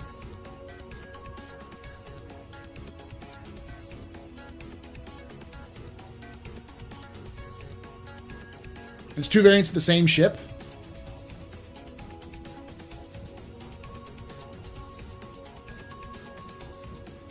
They are working on the Spirit line. The Spirit line's almost done. It's in Lot 0 in some cases. I think all of them are out of white box now, and one of them is in Lot 0, if not almost final art. You have two variants in one existing ship. Okay. Drone Crew is pretty good about not misspeaking. He said a couple variants of an existing ship. Yeah, I guess we can see. Well, I just got my HelloFresh box, made one. It was delicious. Silky, I'm glad. Yeah, we made one today. I had one on stream to show it off. But yeah, it's good. Thank you for getting it. I do get some money for everyone who signs up for HelloFresh. Obviously, that's why they already paid me. So like, I get extra money, but they paid me. And I had it, and it's very good. It's a very good service if you're the kind of person who wants to expand their palate. You know, if you want to try to cook something a little different, maybe you're not an adventurous cook. I am not an adventurous cook. I have 5 or 6 recipes that my mom taught me, plus recipes I learned in Boy Scouts, and that's all I cook. My wife's very similar. She learned a bunch of recipes from her mom. We rarely go outside of our bubble, which is fine. It's good diversity, but I haven't really made pork chops in my life. I mean, I've done barbecue pork chops, but nothing like what was the recipe with like some sauce. It was like a rosemary vinegar sauce. It was it was very good.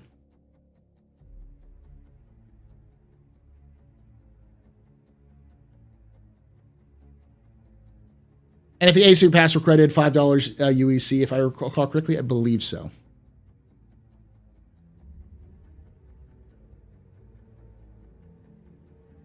I've used HelloFresh before. As someone who's a huge fan of coding, it's pretty great. Hey, there we go. If we saw a search and rescue Valk, I think we'd also have to see maybe a transport Valk, where they rip out the civilian or the seating arrangements and replace it with just more cargo space. Favorite sci-fi movie?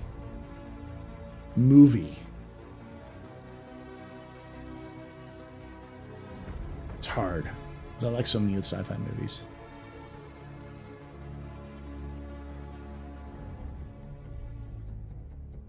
I mean,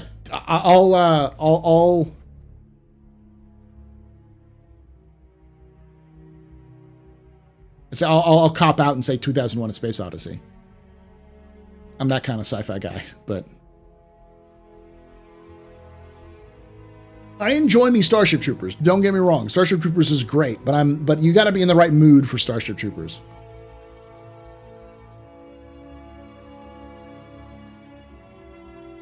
Oh, bomber cutlass, yeah. On the bounce.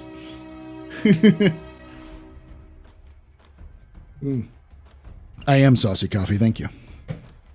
The correct answer is always Spaceballs. You are not wrong. I enjoy Star Wars, but I wasn't fully raised on it. My parents, my dad especially, was a huge Star Trek fan. So my sci-fi is much more of a TV based, like Star Trek, Firefly, Expanse, Stargate SG-1, all the Stargate series really, Lex, what was the other one? I want to say Everspace. That was the wrong one. It was the one that was done by the Muppets, and it was done in by the Jim Henson Company, and it was filmed in Australia. Babylon 5. Yeah, that was a big one. Farscape. I forgot the name of it because I always get it confused with Lex for some reason. It's like, but they're not even close.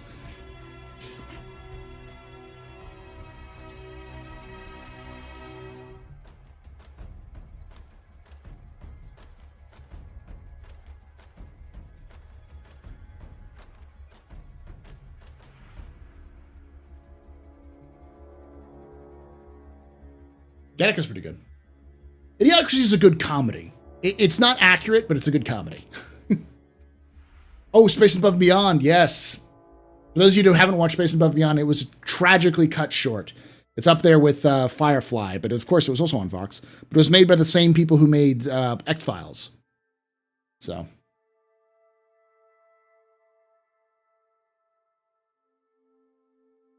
Oh, yeah. I mean, Lex is unabashedly and unashamedly horny. It is way too like whoo, but it gets out there.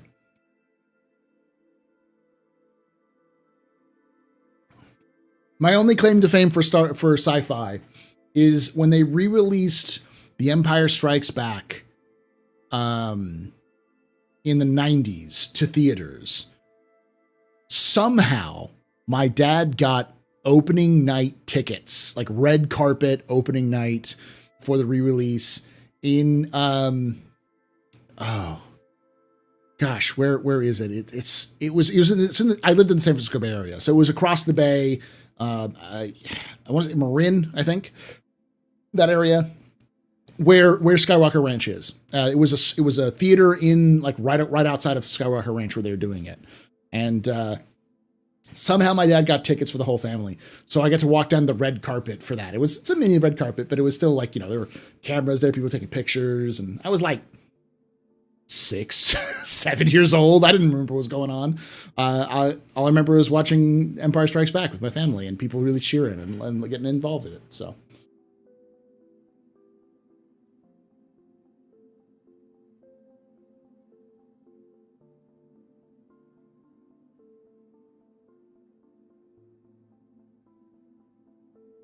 You had opening weekend tickets for Star Wars Episode 1 with my uncle in 1999. Nice.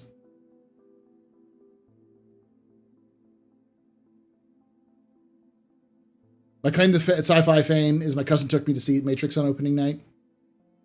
Like, red carpet opening night or just the opening night? Like, it was overwhelming as a little kid because I had to wear a suit.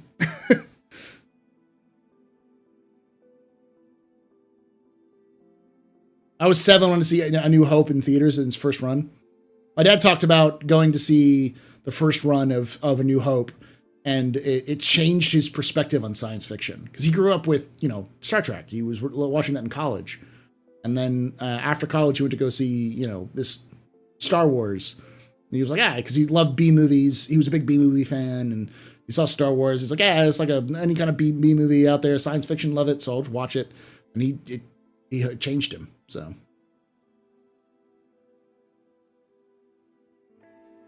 a lot of leather, yes.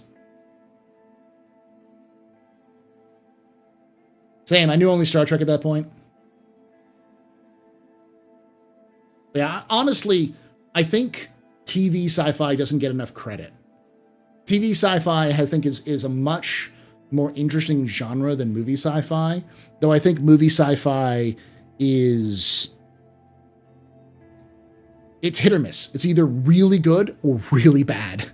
There is no like mediocre sci-fi shows out there. Well, there are some bland, like Pitch Black is fantastic. It's kind of a low budget kind of stuff, but the Chronicles of Riddick, Lordy, I went to go see that in theaters. It was bad, but it wasn't like bad. It was just mediocrely bad. Sliders are the other one. You keep what you kill.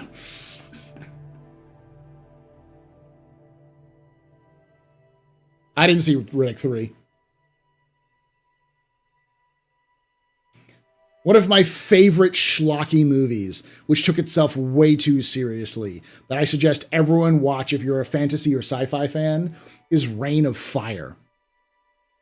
Reign of Fire is, what's his name? The guy who played Batman, Christian Bale, is in it. And it's so over the top. It's so painfully British. It's so painfully British. It's like a bunch of people who are miserable in a castle for like 40 minutes, 50 minutes, and then occasionally some fighting. And the only thing I remember from that movie distinctly is when a big bearded American guy took a giant axe and jumped off of a castle, trying to attack a dragon with an axe and got eaten. It was Matthew McConaughey and Christian Bale were in it. That was the dragon movie, yeah.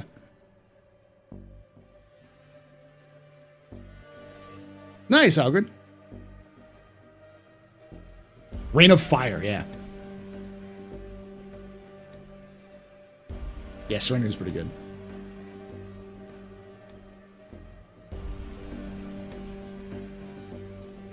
Moon is a Harsh Mistress. Did they make a movie of The Moon is a Harsh Mistress? It's a good book. It's a fantastic book. It's basically the American Revolution, but on the moon. And it's written by the same person who wrote Starship Troopers, Heinlein. Well, the Meg was never supposed to be good. Was this the dragons and helicopters? It was.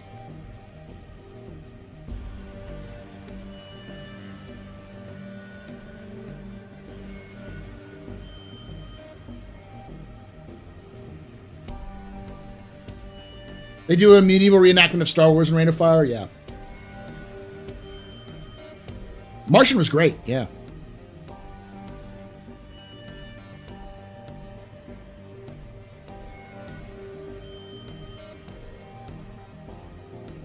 Alien is great, but that's an example of a low-budget filmmaker who knows how to make low-budget films, making a small budget work by good use of lighting. Fantastic use of lighting.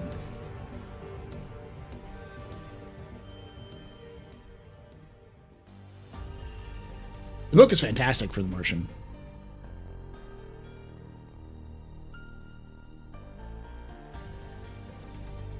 I wouldn't say it's the first movie with a true female protagonist, but it's the first movie that didn't try to write a female protagonist. Because if I remember correctly, the original script didn't define Ripley as a male or female. And so they just worked with the same dialogue because there's nothing in there that identified any of that. So they just, when they got Sigourney Weaver in it, they just didn't change the dialogue. They just worked with it. So Ripley got the got to be treated like anybody else because it was written kind of generically.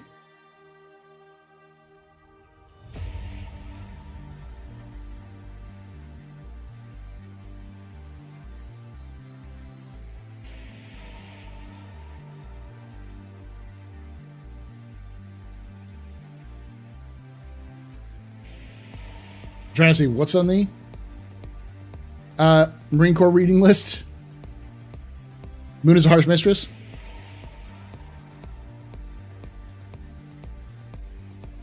I mean, Heinlein. Listen. Let's be honest here. We wouldn't have sci-fi the way we have sci-fi without without Heinlein. Like, Starship Troopers is probably one of the most influential military science fictions that has ever happened. It's up there with War of the Worlds in terms of influential, because not because of the narrative, though the narrative has kind of been important. I mean, obviously the movie has been pretty prolific in terms of cult status, but for those of you who haven't read the book is nothing like the movie, which is intentional. It's got some elements that are similar, but it uses in the book, Rico and crew, the mobile infantry. The reason why they're called the mobile infantry is because they use powered exoskeleton suits with like jetpacks and stuff like that. So you'll hear people joke about on the bounce, which just basically means that they, instead of running, they would use jetpacks and kind of bounce across the battlefield with their jetpacks and armored like powered armor. And it's the first ever description of power armor. And that would go on to influence all the genres going forward. We wouldn't have 40K, we wouldn't have Mobile Suit Gundam, we wouldn't have the entire mecha genre. Practically, well, not all of it, because the original mecha genre was a little bit further back than that.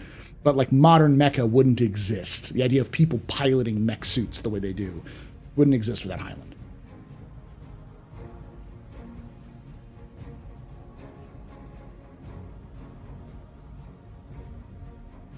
There wouldn't be Master Cheeks.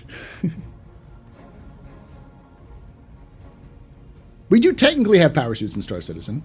Every armor in Star Citizen is a powered armor, but... Oh yeah, I read the book way before the movie. Hey!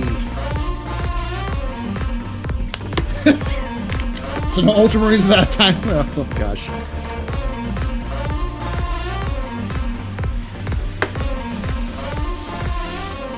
Oh, hold on.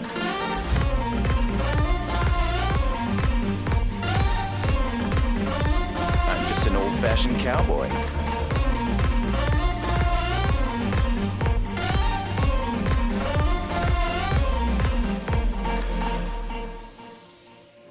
Hey, Dalen Noob, how you doing, buddy? Thank you for that raid.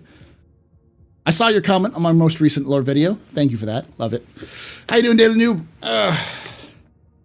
I am having a good one. How you doing? Let's go follow Dalen Noob if you haven't already done so. Fantastic content creator for Star Citizen. Go check them out.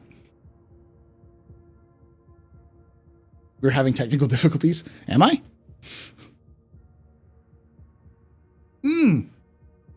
Boy, you are tired. Go to bed. Good stream though?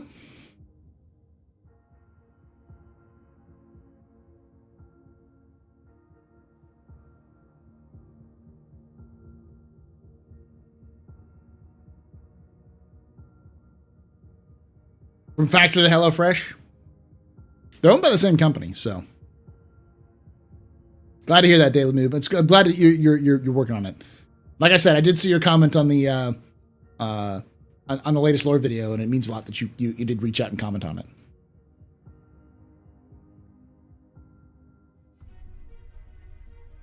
So Mark Hamill was supposed to be in Wing Commander, but Chris was denied. Oh yeah, I know. Mark Hamill was supposed to be in the movie Wing Commander, but he was already in the game Wing Commander. But he was denied because he couldn't pay his salary. Now Mark Hamill's in Squad 42 and other stuff, so Squad 42 is Chris finally making his dream thing. To a degree. Chris has always said that Star Citizen is his legacy game. The game he wants to leave as his legacy, his ultimate dream game. And I think Squadron 42 is very much the thing he wanted to do in the 90s, but he didn't have the budget nor the technology to do so. So glad to hear that, Dave.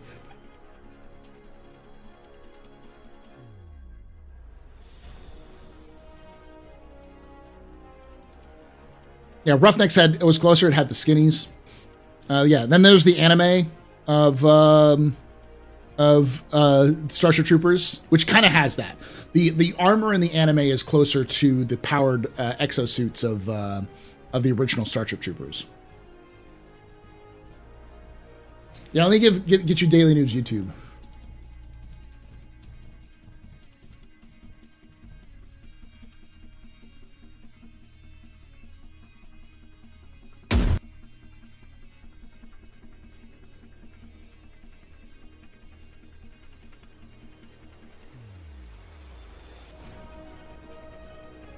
Here's the YouTube for those of you.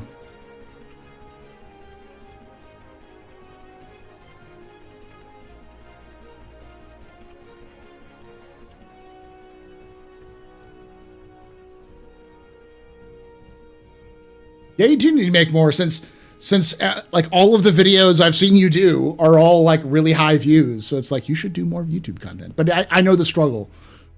Like I talk with.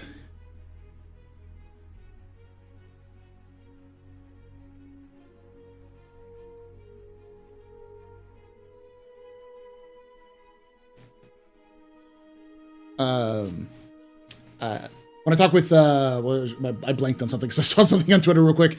But when I talk with Loken is also trying to do more YouTube stuff, and he's just like, it's impossible to do the two. I know the struggle of trying to do YouTube and Twitch. It is nuts. We're the Foundation series in your early teens. I'm loving the heck out of Starship Troopers Extermination. The roadmap dropped today, and it got me excited. We'll be playing Extermination again next Wednesday with Loken and crew, so you can come join us for that one.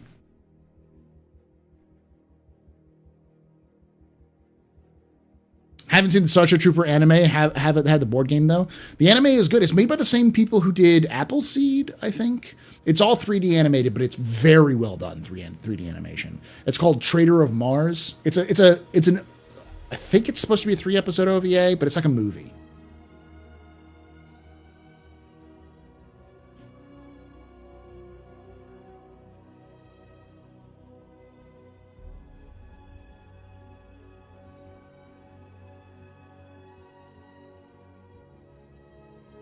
All right, I'm gonna play this, but it's probably gonna get copyright struck, so I'll have to mute it afterwards. But I'm okay with that.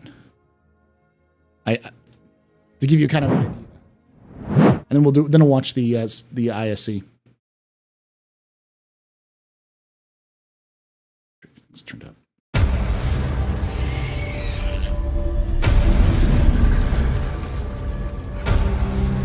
There's a major bug outbreak on the surface. It's been classified as a level 4 infestation. Level 4? Do you know what that means? We got bugs to kill. Mars is your home, troopers. And today she needs your help. Wipe out every bug that you see and take back your planet. Relax. It's a good day to die.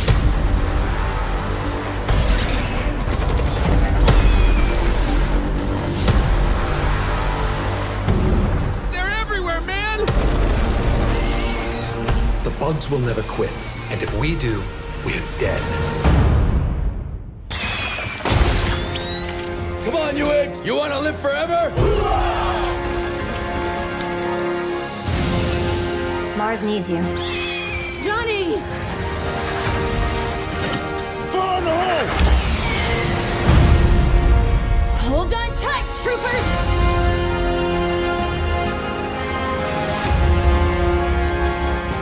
That's Capture MD, yeah.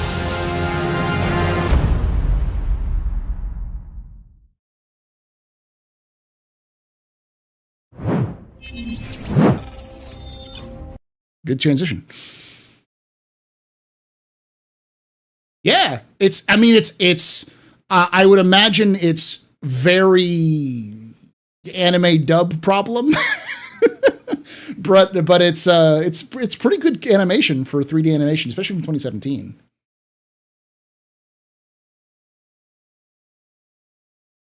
Yeah, it was the same team who did Invasion, right? Because I remember the Trader of Mars being the bigger one. They got a lot more promotions.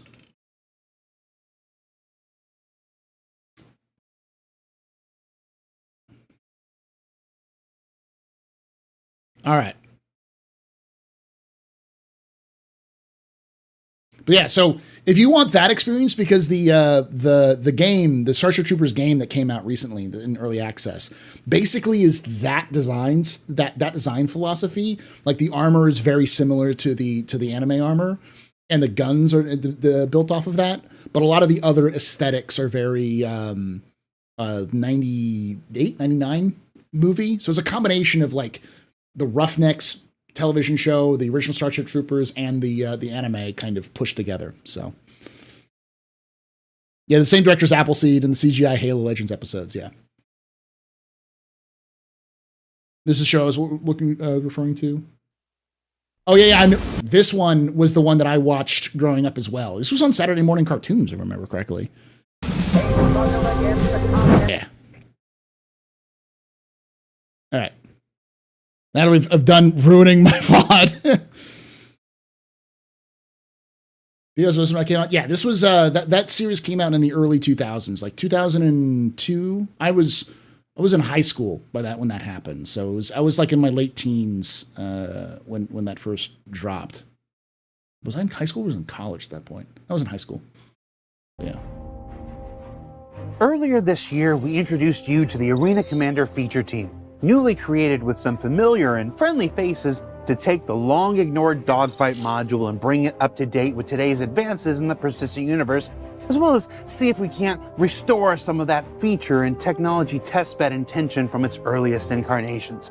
And the very first parts of those labors are currently scheduled to arrive in the upcoming Alpha 320 in the biggest update Arena Commander has seen since it was first introduced.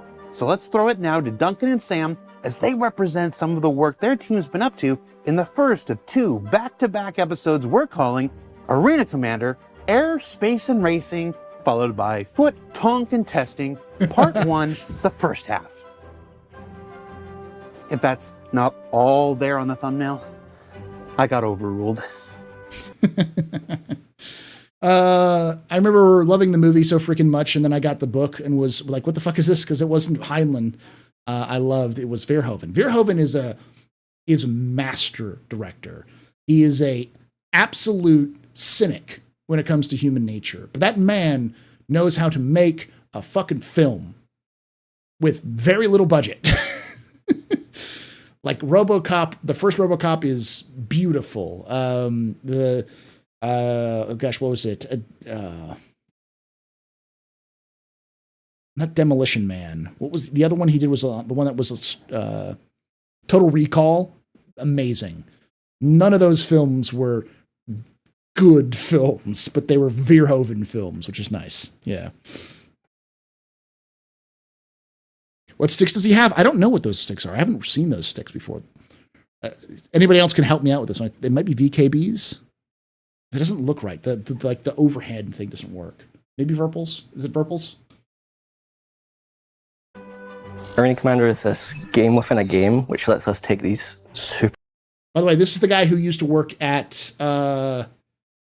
Firesprite, who now works for CIG. So...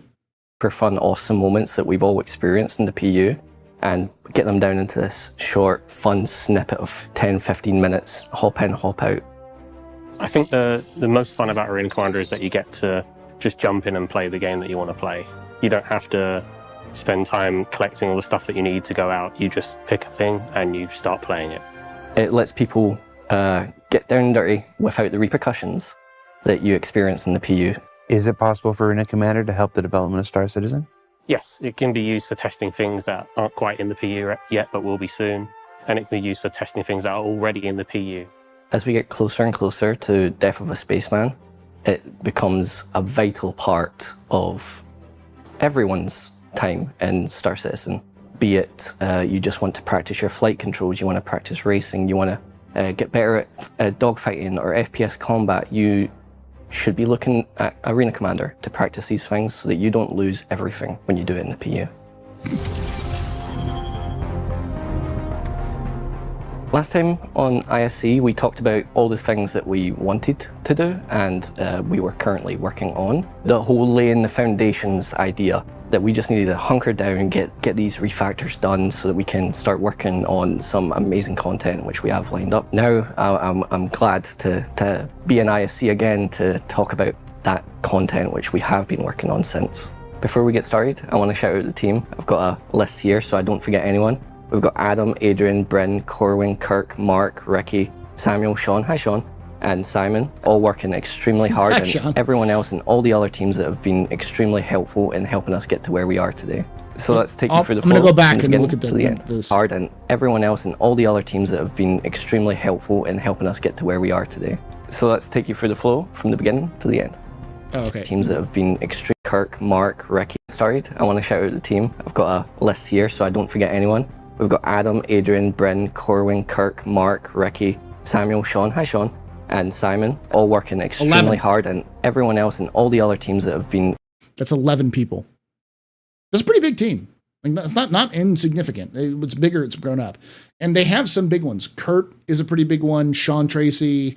Corwin is part of the team, which is surprising to me. All of those names are old developers. Like, these are people who... I don't mean that in the harsh way. I'm sorry. Please don't get mad. They're not old. They're veterans of the Star Citizen development team. I'll put it that way. Extremely helpful in helping us get to where we are today. So let's take you through the flow from the beginning to the end. Vintage devs. So the front end, which I'm sure you're all familiar with, multiple screens, an absolute pain to get through. We want to clean up that experience, get rid of all this flash clunkiness and unnecessary wait times between screens. With the new front end, we've consolidated everything essentially into one place. That's a big one. I mentioned this, that I thought that they were going to do this, and a lot of people told me I was huffing copium or hopium, and I was just making shit up.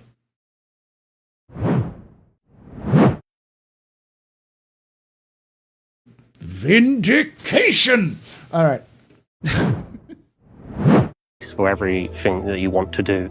The first thing you'll see is Star Marine and Arena Commander have merged together in a single nice clean interface. See? You can play any FPS game mode, any dogfighting game mode, whatever you want essentially. It's all in that one place. So we've taken a more diegetic approach. We've got a better 3D representation of pretty much everything. We've got a 3D representation of the ship or loadout that you've got selected.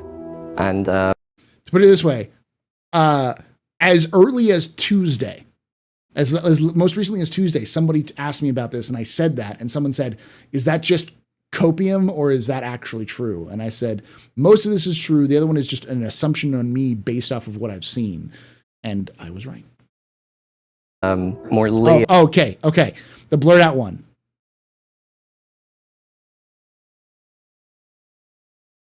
Whatever you want, essentially. It's all in that one place. So we've taken a more diegetic approach. We've got a better 3D representation of pretty much everything. We've got a 3D representation of the ship or loadout that you've got selected. There's no blurred on that one. And game mode, any dog. More diegetic approach. We've got a better... There's no blurred out one that I can see here. That's Battle Royale, Free Flight, Duel, Squadron Battle, Vandal Swarm, Control. Is it before this?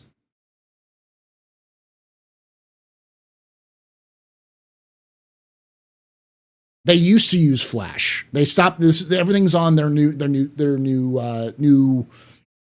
building blocks UI system. Duel. That's the new one that they added. Battle Royale. No, it doesn't. 3D representation of pretty much everything. We've got a 3D representation of the ship or loadout that you've got selected. And go back more. Okay.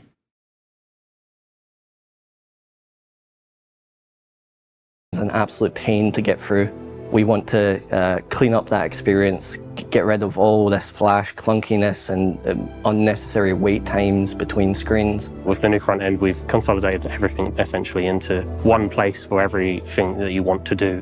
The first thing you'll see is that. Okay. So This is entirely not true, but this is what Shiny Hobo sent me. He's like, this is my shit post. I have no idea if this is true or not, but I think I've overdosed on hopium. I actually think that it fits. Yeah, I think it does. When he said that, I'm like I don't think you're crazy. I think this is actually what it is.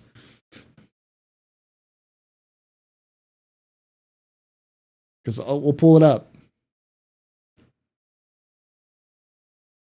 It's 2 words, and then the last one's definitely test at the very end. And I do think that the first one letter is an L on that. So it's limited test, and it's 2 words. And it's hard to tell with the blur, but master modes could put in there. Then again, it could be pareidolia, or we're seeing patterns where it doesn't exist. But I can definitely see the L in that. So score 1 for Shiny Hobo. I do see master modes. And it would line up, because we do know that master modes is something that they've been working on, and it is coming to a completion. So they definitely would want to test that out, and Arena Commander is the best place to test it. For those of you who don't know what master modes are the new system for how we operate ships. So it's a complete changeover to a new flight system, effectively. Star Marine and Arena Commander have merged together in a single nice clean interface. You can play any FPS game mode, any dogfighting game mode, whatever you want, essentially. It's all in that one place. So we've taken a more diegetic approach. We've got a better 3D representation of pretty much everything. We've got a 3D representation of the ship or loadout that you've got selected, and more layers upon this, what was originally a 2D UI, very flat. We want to bring it in line with the diegetic approach that we have across all of Star Citizen and unify it. So patch notes are now included in the game, so you have quick and easy access to see everything that's changed about Arena Commander in detail since the last patch. We're also excited to say that we're working on widescreen support. It's still a work in progress, and we're hoping to get it in for this release, but I wanted to let everyone know that we're working on that. To the right is social menus, it's friends list, notifications, and party, and that takes us into the new lobby system, which we've completely refactored. This new lobby system utilizes the friends and party system, which you all know from Star Citizen in the PU, and works in tandem with it rather than separately. You'll be able to invite people straight from your friends list or your party into your Arena Commander Star Citizen in the PU notifications and party, and that's to let easy access to see everything. That's Lorem Ipsum. The game is now balanced. Added PvP slider. Replaced Crusader with a large Pico. Removed Battle Royale and leaderboards. Increased rate at which Dying Star is selected for online matches.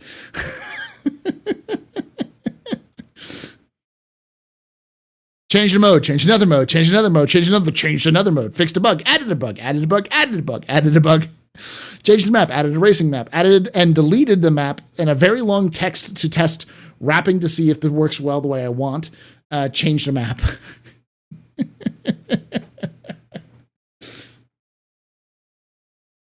What's white screen support? Does it say white screen support? I don't see that. Thing that's changed about Arena Commander in detail since. It's super cool that you pause this video here to read the patch notes to hopefully get a scoop on something that maybe is not mentioned in ISC. But we haven't made those strings yet. They're all just placeholder. But don't worry, experimental modes will be talked about in the next week's episode. Electronic Access, Star Marine, along with other front-end screens, have been unified in a single front-end powered by building blocks under this name, Arena Commander. This is only the start of our overhaul to the Arena Commander front end, supporting the functionality of the old screens, but on the single to easy-to-use interface. The last patch. We're also excited to say that we're working on widescreen support. That was Sean Tracy. That's got to be Sean Tracy. Sean Tracy is a S tier troll. There's a reason why. Well. Yeah. Still a work in progress, and we're hoping to get it in for this release, but I wanted to let everyone know that we're working on that. To the right is social menus, it's friends list, notifications, and party. There was a Burks mention? And that takes us into the new lobby system. To the right is progress, and we're also excited to say that we're working on wide easy access to see every. I don't see a Burks mention. That's Lorem Ipsum, is what there. Everything that's changed about Arena Commander in detail since the last. Yeah, it's all Lorem Ipsum.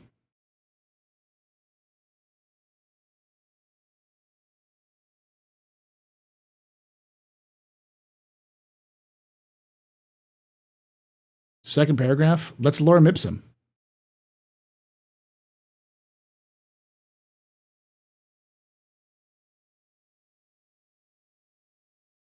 Lorem ipsum dolor sit amit. It's a.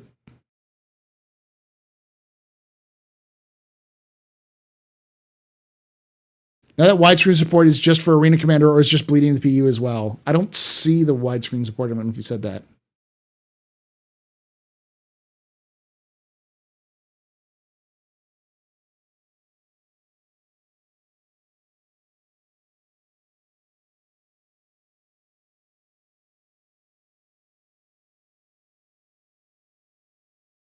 I'm trying to find this Burks reference, but I don't remember.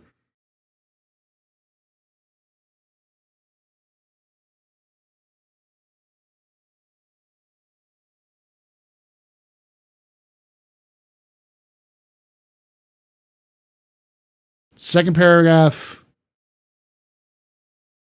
Second line. Oh, Burks play Arena Commander. I see it. I see it. I see it. I see it.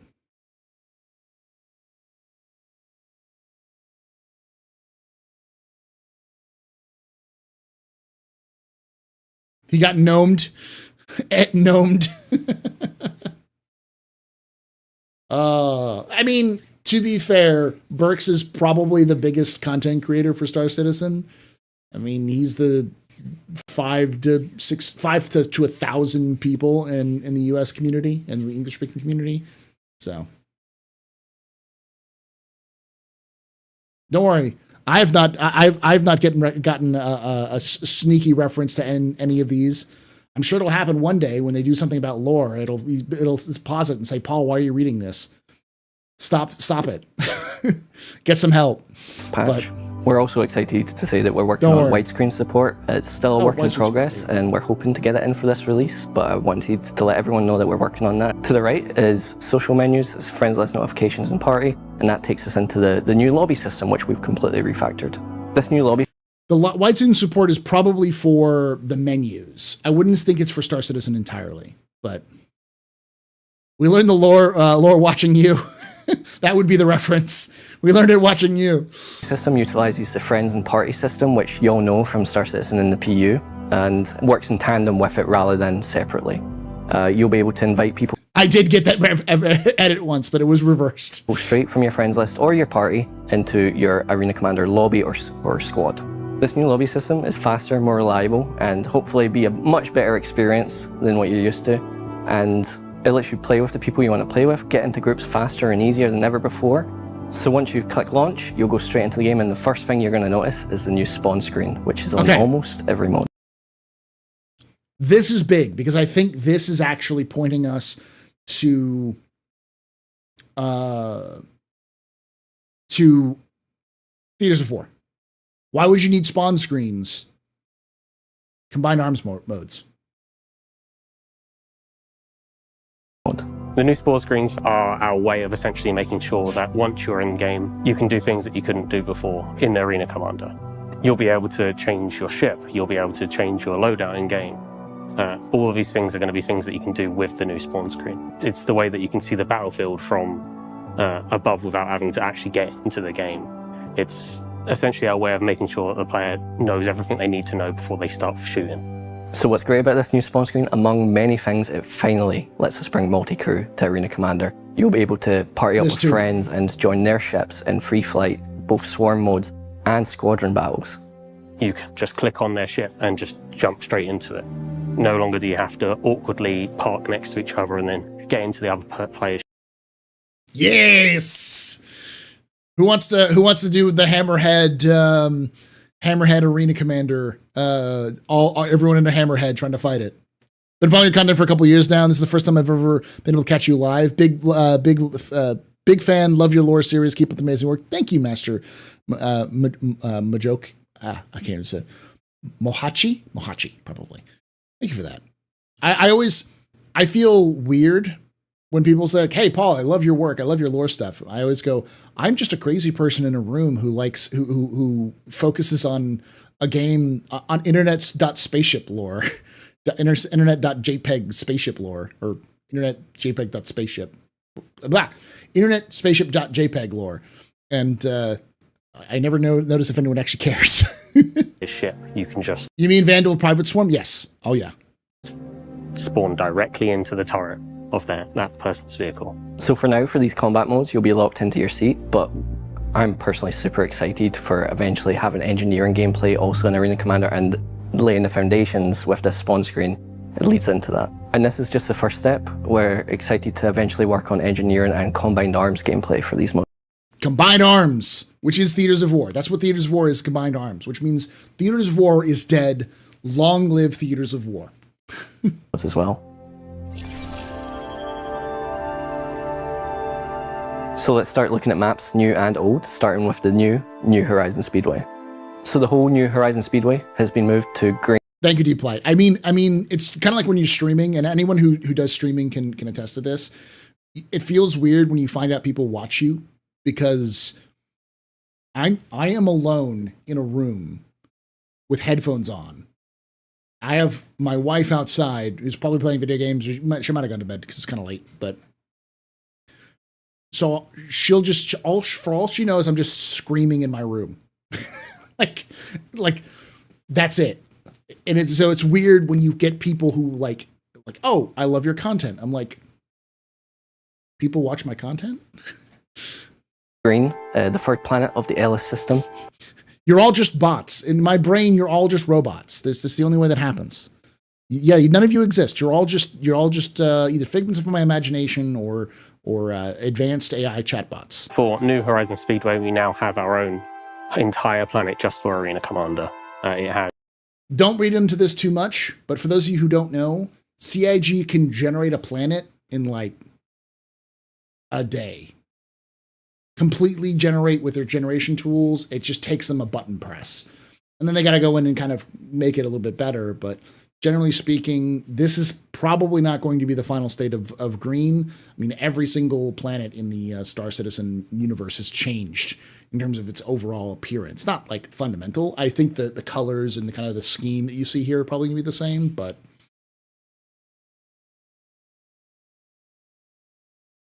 has its own atmospherics. It's a fully fledged planet, essentially, which we've worked with the planet team on. We have our own biomes, even as beaches, although you may not win the race if you do try and see them. And this represents the first time that we have real atmospheric racing in Arena Commander, but be careful, we're still experimenting with wind and weather, but it's too early to say exactly where it's going to land. So the New Horizon Speedway. That's interesting. That's the second mention of weather that they've done in the last couple of episodes and recently. CIG must be actively working on weather systems. And if it's like, oh, we're working on it, but it's not, it may be too early. Is 4.0 going to drop with weather?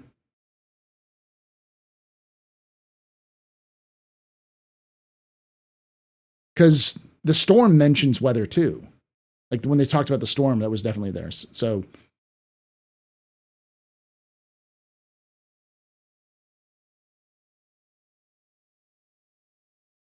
now has 4. I mean, we have weather, but we don't have weather. Tracks, starting with Record Memorial Raceway. It's the least unchanged of the bunch. It played pretty well, we thought. We added more checkpoints, and that's just about it for Record. Moving on to Old Vanderval. It's the easiest, shortest of all the tracks. We've cleaned up some of the cheeky little shortcuts that you guys found, and that big dive in the middle of the map where you go right down in between all these buildings. We've expanded that across, and you now curve all the way around a giant pillar in this large curved dive now, which we feel is a really good place for that map. It's still the shortest of all the tracks, but it will seem longer due to atmospheric flight. Next is Defford Link. It's the longest and hardest of all the tracks, and it's a complete rework from the ground up. It's kind of designed as a sort of endurance test where you are flying between, obviously, all of the buildings in New Horizon Speedway, but it's not really about those tight corners or heavy, sharp turns. It's about making sure that you don't crash. It's about making sure that you can keep that good race line through the entire map, essentially. Defford is our most difficult map and has been from the beginning and still is now. It's really a dance with... I feel like we've been hearing a lot about control surfaces, a lot more than usual as of late. Yes, outside of monthly reports. They've been talking about the control surfaces for a year. in the monthly reports. But it's been focused, and the focus has been Squadron. So once it's done, it's been done in Squadron for a while. Right now, AI's ships are getting control surfaces. So I wouldn't be surprised if we saw control surfaces being added to Star Citizen, maybe 320, but almost certainly 4.0. With atmosphere, with this map, what I've heard, weather will be the reason for ground warfares and fight will not be possible. Storms that will throw your ship around if you try to fly through them. I really hope for rain. Man, give me some rain. Give me rain on ArcCorp. All right, give me rain on ArcCorp so I can do this. Hold on.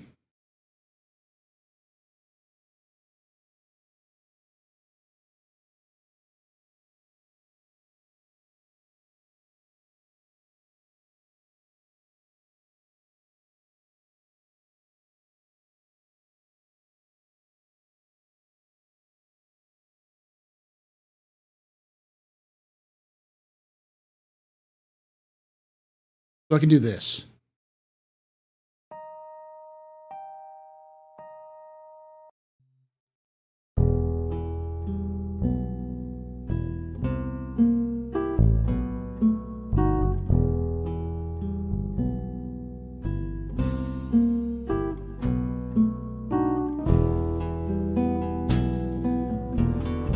Oh, this is probably better music. This is it. Rain pattering on the dark roofs of ArcCorp. Neon lights flashing.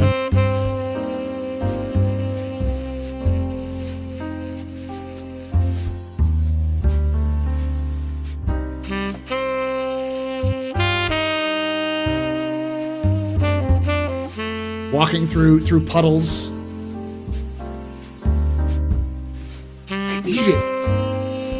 I need it. Going around, zigzagging around buildings, down, corkscrewing around, barrel rolling.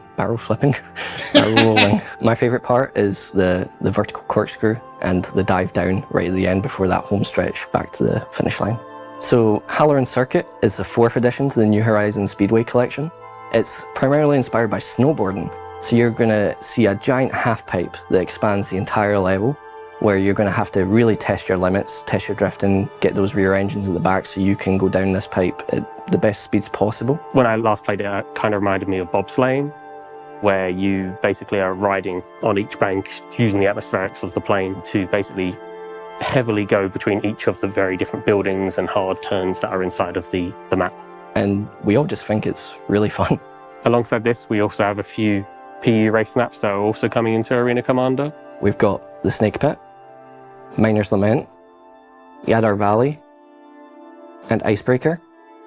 And this is your chance to go in and practice those races risk-free.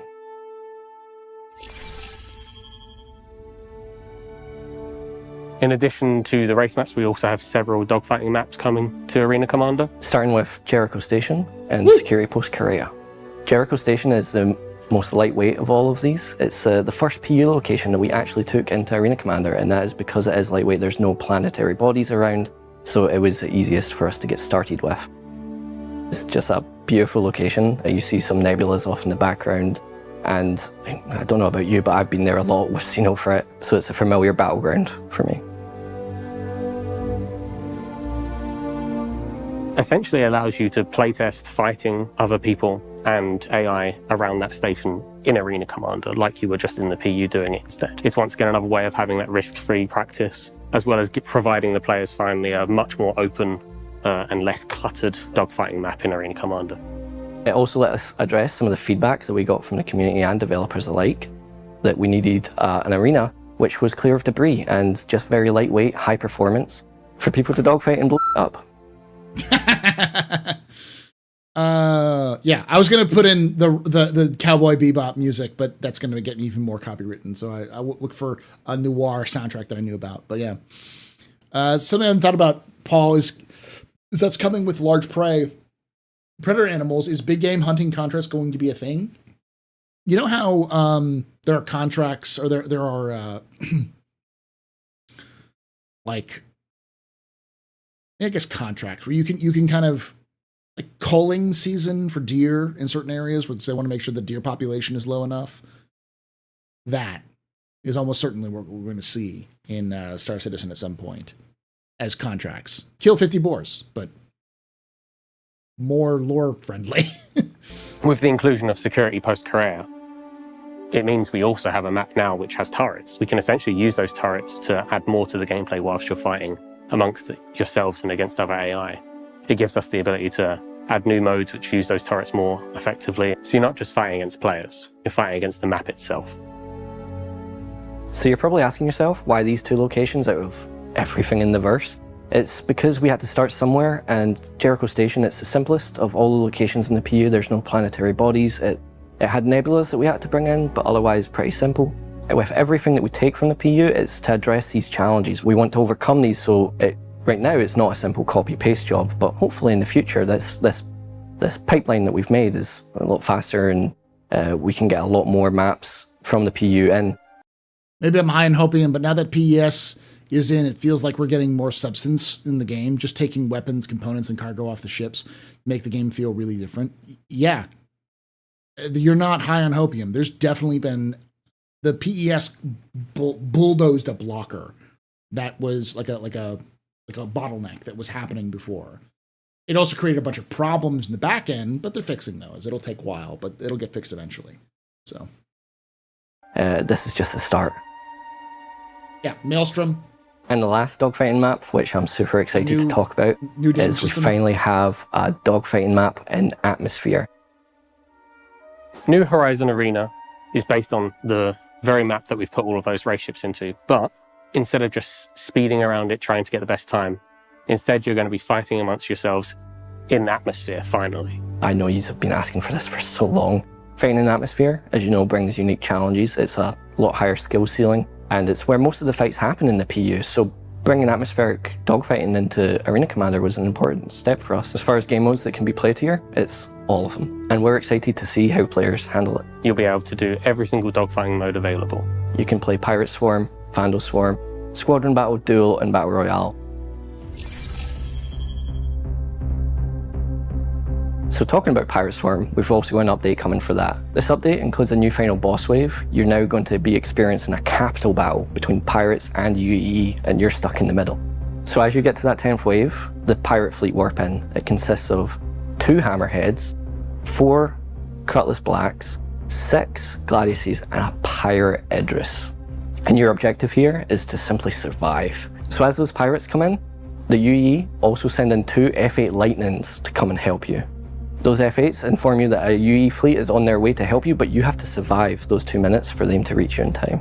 Once the timer ends, a UE fleet consisting of 8 additional F8 Lightnings, 6 Gladiuses, and 2 Javelins come out of warp and start pummeling in to that pirate fleet. And God damn, that's beautiful. That is an absolute clusterfuck of destruction, and I love it. Yes, CIG.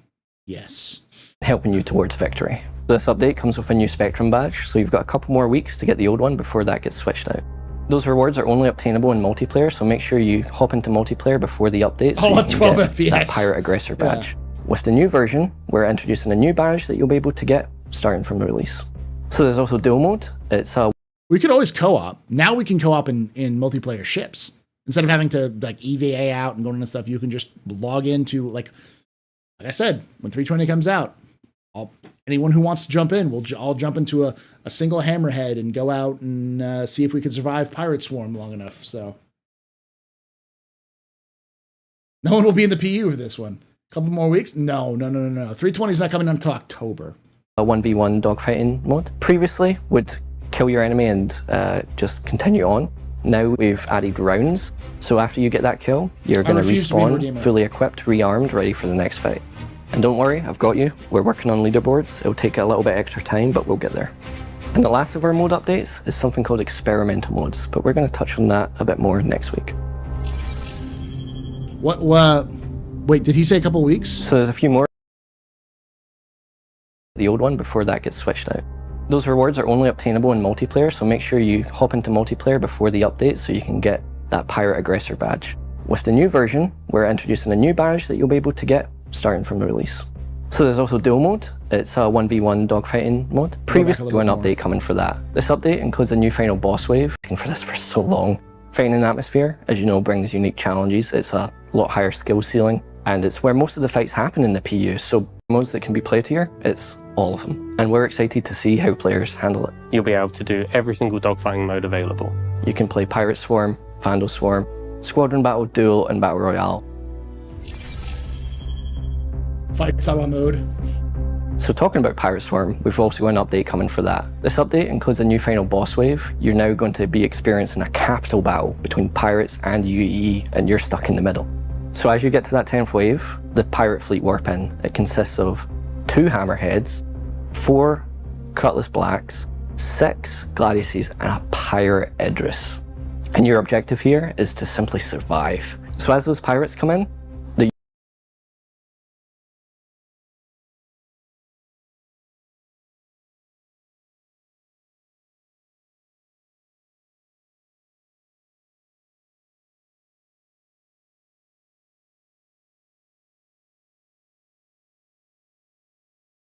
I had to do it.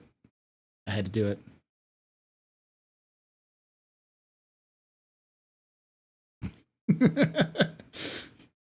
the UE also send in 2 F8 Lightnings to come and help you. Those F8s inform you that a UE fleet is on their way to help you, but you have to survive those 2 minutes for them to reach you in time. Once the timer ends, a UE fleet consisting of 8 additional F8 Lightnings, 6 Gladiuses, and 2 Javelins come out of warp. By the way, that's a destroyer squadron. They send in a destroyer squadron to help you. The destroyer squadron is 2 to 4 destroyers. That's a battle group in the UEE. They send in a UEE battle group to handle this problem. I guess there's no such thing as overkill in the UEE Navy. Imbalanced overkill.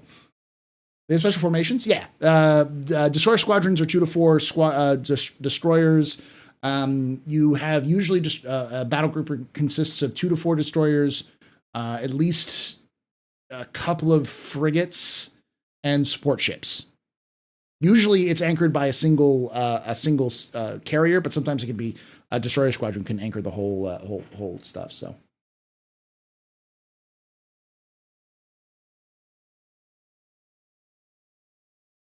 Not only that, but Arena Commander, all of Arena Commander is coming with Squadron 42. So if you have Squadron 42, this is what you get as well as a multiplayer part for Squadron 42. And start pummeling in to that pirate fleet. Oh, I'm going to do a full video, a lore video on the fleet doctrines of the UEE. But I'm going to have to twist Navy folks. So I'm going to have to ask Sea Daddy and Night Cobb and all of the other. If you're in the Navy or have served in the Navy, let me know in Discord so I can throw some of these things by you so y'all can tell me if I'm crazy or not in terms of if this makes sense. So. Fleet and helping you towards victory. This update comes with a new Spectrum badge, so you've got a couple more weeks to get the old one before that gets switched out. Those rewards are only obtainable in multiplayer, so make And naval battles never desire a balanced fight. You want to bring overwhelming force to ensure victory with minimal losses. Yeah, which is 100% like makes sense.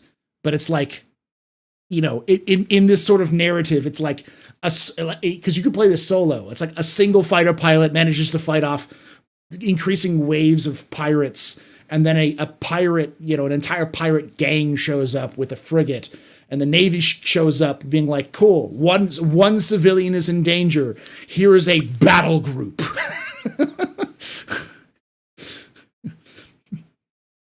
We are here to save one person. We will expend billions of credits to do so.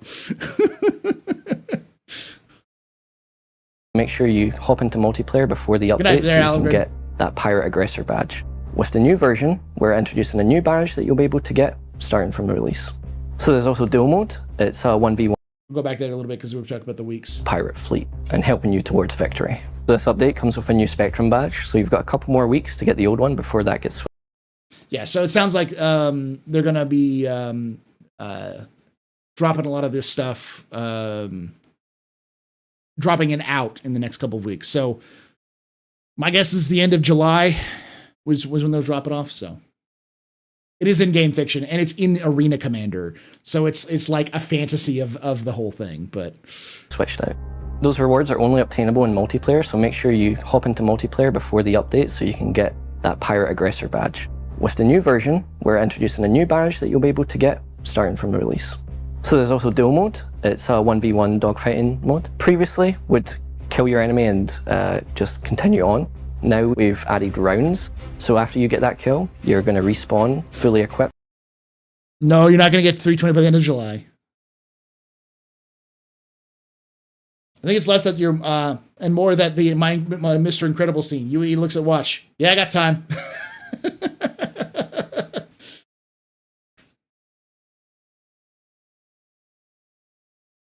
Man, they're not to save you. They're wipeout pirates. You just happen to be there. Yeah, basically.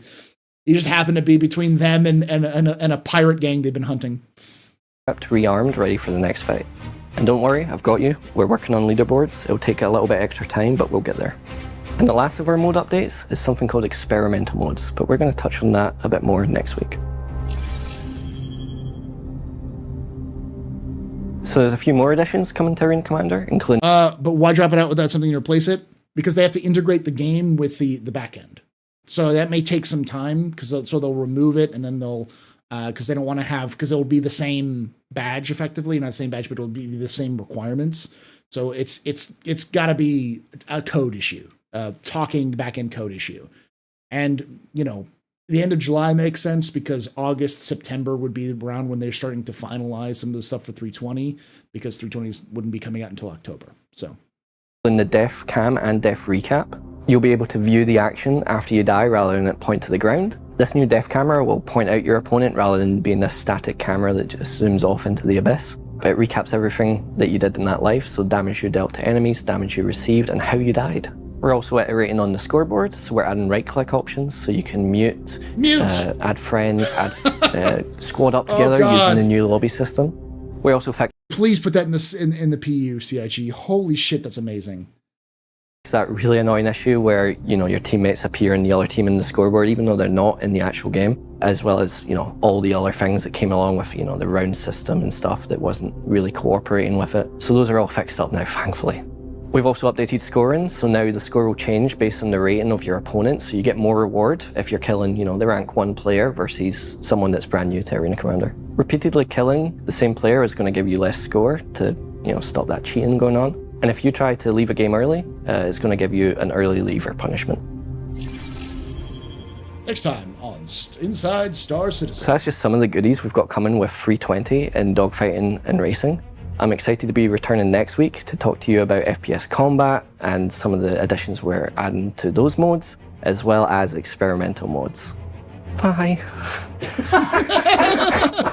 Woo! I'll do the woo again. I choose to have maximum hope even believe 320 comes in August, September, and then 3.1 by the obligatory bare bones Q4 IAE patch.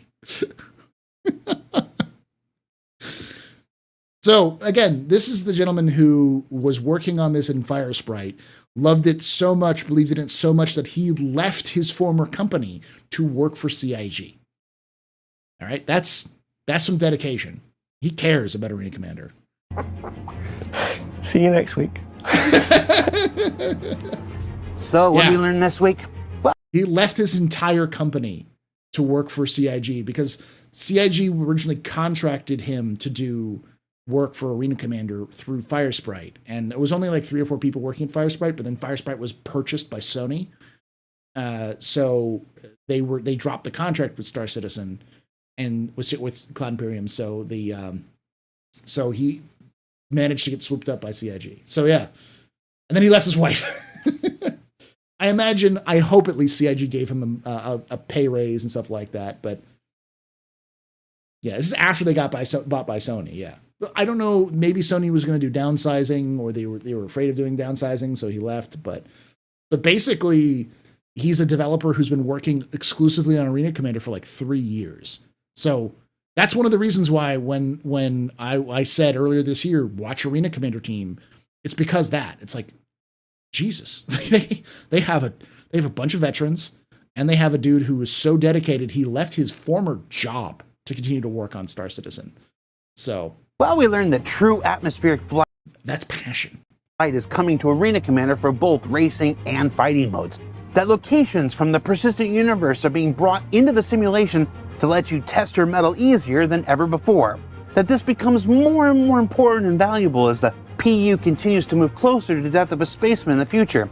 And that all of this would already be the biggest update Arena Commander has ever seen, but there's even more stuff coming next week as we look at Star Marine editions, including Tonk Royale and the implementation of experimental modes that aim to return Arena Commander to the feature and technology testbed it was once intended to be.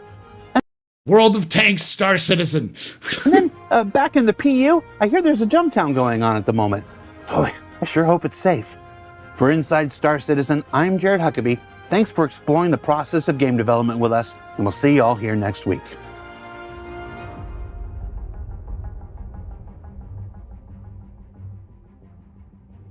Oh, yeah, we do need more tanks, but each one is always safe. Should we have moved the plant? That's done. It's time to clone some noobs.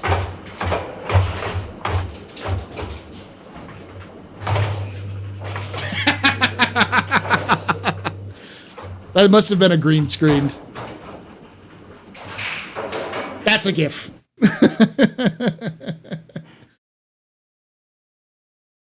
It's obviously in the Manchester kind of recreation area because you could hear someone playing like pool or something in the background. It's so hard with the sticks.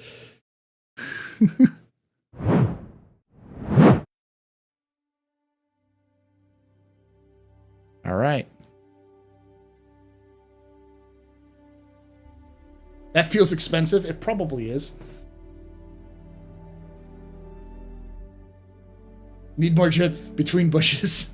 Between two bushes, the Jared experience. Aren't those sticks $1,000?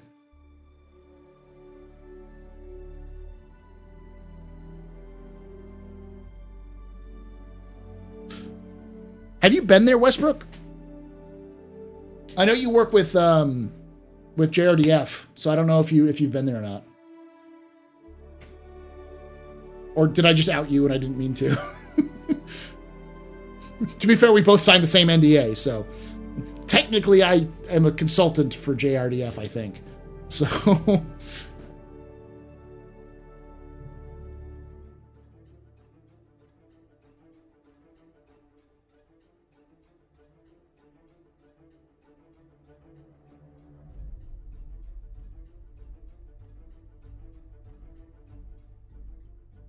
it's all good.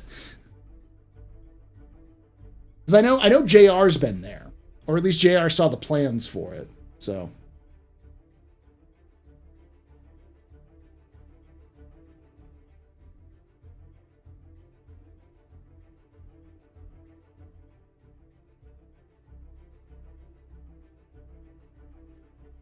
I've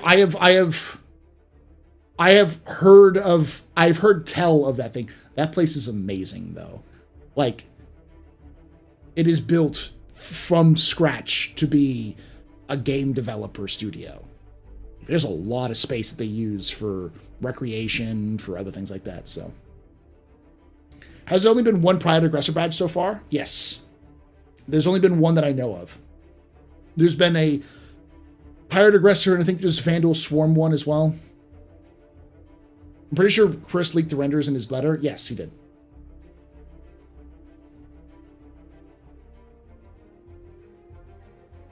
Plus the screen in front of him, which is probably easy $500.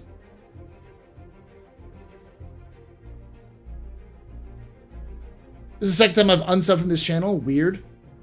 If you don't interact with the channel a lot, it can unsub you.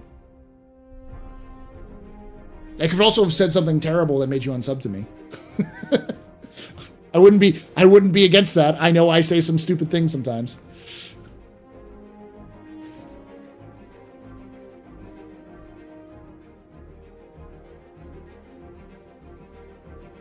Twitch does that all the time. Redeemer is trash. I'm subbed. You won't. No one will like Star Citizen. That's the video I'm actually going to be making. I'm finishing up this video for the Hammerhead, which will be finished up. I'll finish up writing and recording tonight after the stream, which will be coming up here shortly. And then after that, I'm going to be doing the Hammerhead video and hey, Angry PC Tech.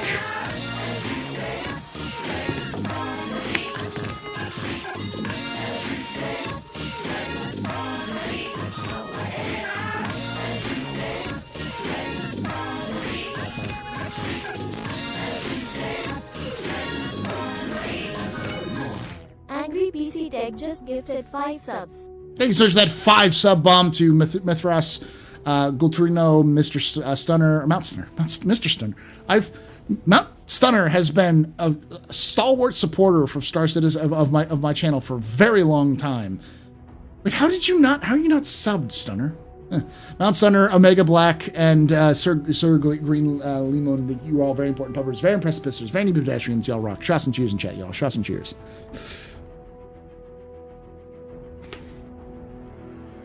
Yeah, I am not against the Redeemer. I would have loved for the Redeemer to have been a experimental design that was abandoned as fun. I say something and more people think ridiculous.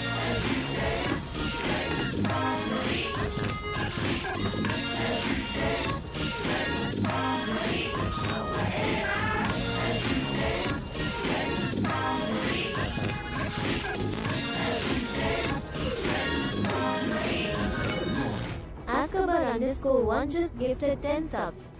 Thank you so much for giving those 10 subs there to Stoffy UK, Kill Brilliant, Shiny Hobo, Chrono Lock, Snake, Alcinor, Metal S, The Niru, M Holmes, Griffin Gaming RPG. What am I doing? My camera died. That's why. No, it's just my camera died. There we go.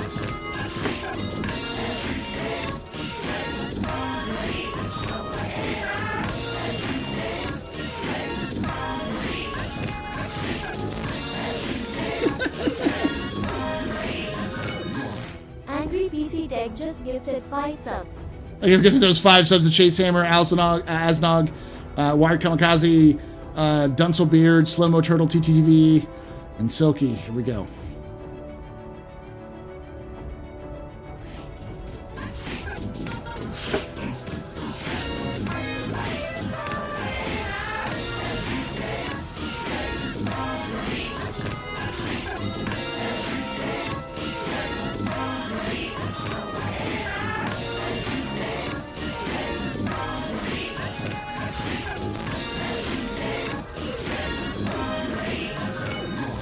Silky68 just gifted 10 subs. Thank you so much, Silky, for gifting those 10 subs. You're all very important publishers. Y'all are way too generous. Thank you so much for that. No, you're good, Mount Stunner. It just, I just surprised me because it's like Stunner drops like you drop like 15 sub bombs in my channel, and then we got more like that. No pew pews. Oh, we're going on a hype train. Never. Ever. Take away my space game.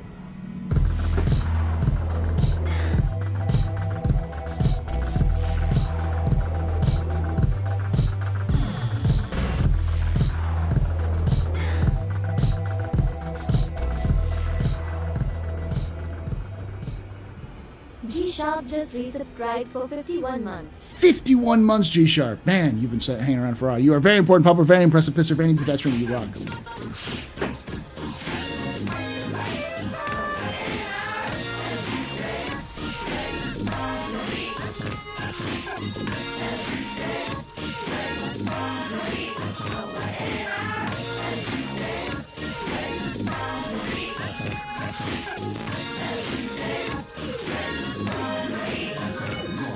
Mount_Stunner just gifted 5 subs.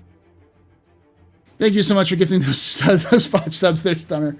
You're a very important pupper, very impressive pisser, very pedestrian. You rock. Shots and cheers and chat, y'all. Shots and cheers. And here's Midnight Black SC.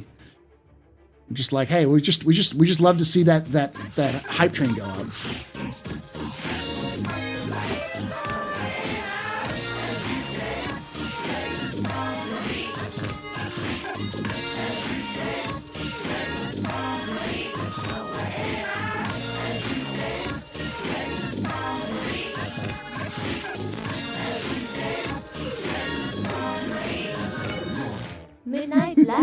just gifted 5 subs. Honestly, it's the dancing. Thank you so much for that, y'all. Thank you so much for giving all those subs. Y'all rock. Just wait. It's going to happen some more. I know it's going to happen some more. I also dance for YouTube memberships, by the way. All I want is a redeemer like a gunship for Anvil with straight lines and aggressive angles. Yes, me too. Thank you for damn biddies. I can't wait to procrastinate all summer with your excellent content. I'm glad to hear that, Doc Platypus. I'll make sure to make as many of that for you.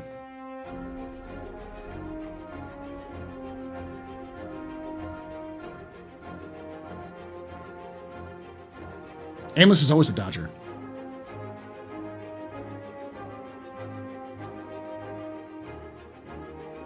Can I go back? Can I go back? I'm afraid. I need to use the restroom, but I'm afraid to because I'm like, y'all gonna drop stuff. Oh no, I have not pulled the winner for 400 eyes. Let's do that real quickly. Damn biddies. I may not always make the stream, but when I do, I prefer Dos Equis.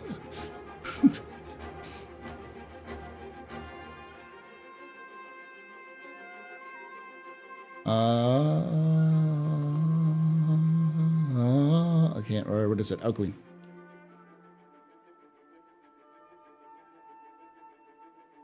I haven't actually done the new stuff for June.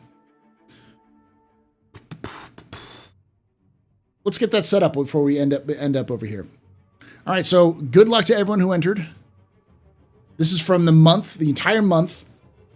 The winner is.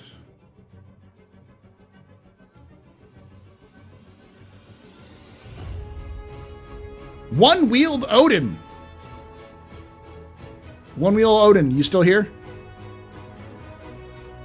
I always say it's One-Wheeled Odin, but it's not One-Wheeled Odin. It's One-Wheel Doin. One-Wheel Doin. I always screw up the name, but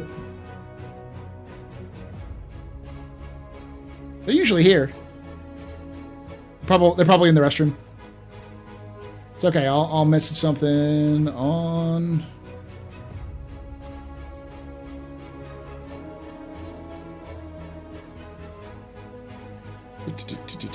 I'll do this.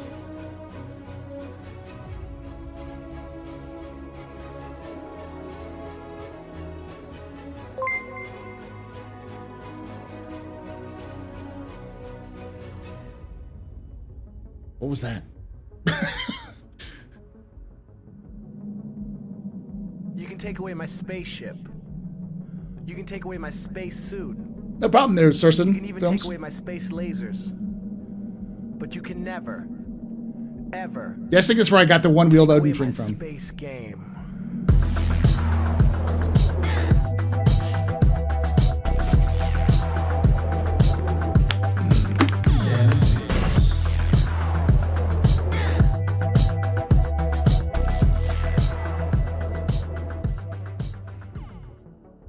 Thank you so much, Silky, for gifting those 5 memberships on YouTube. You're all very important puppers, very impressive pissers, very even pedestrians. Y'all rock. Shots and cheers in chat, y'all. Shots and cheers. I'll get back to the discussion here in a moment because I did see that fantastic one. You can take away my spaceship. Spaceship. You can take away my space suit. Suit. You can even take away my space lasers. But you can never, ever take away my space game.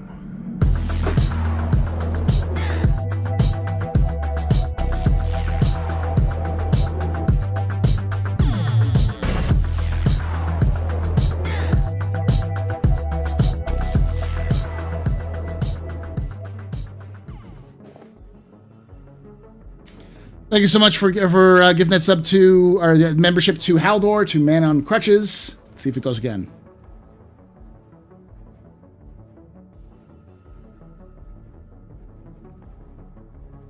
Yes. Yes. You can take away my spaceship. You can To take Peter away my Herlock. space suit. You can even take away my space lasers. No pew-pews. You missed some juicy updates, yes. Ever take away my And the Eternal space Dance Party. game.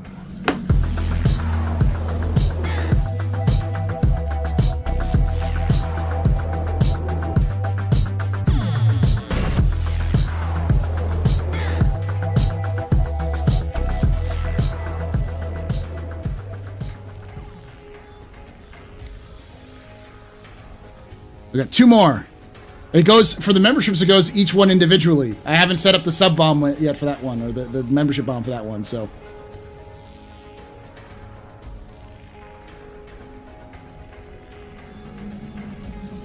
You can take away my spaceship. Spaceship. You can take away my space suit. Suit. You can even take away my space lasers. But you can never, ever take away my space game.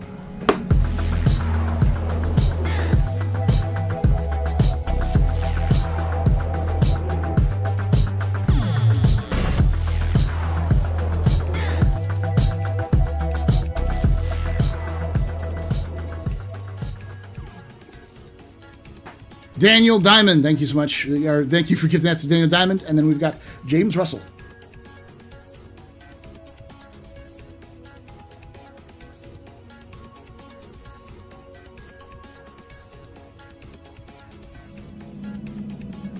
You can take away my spaceship.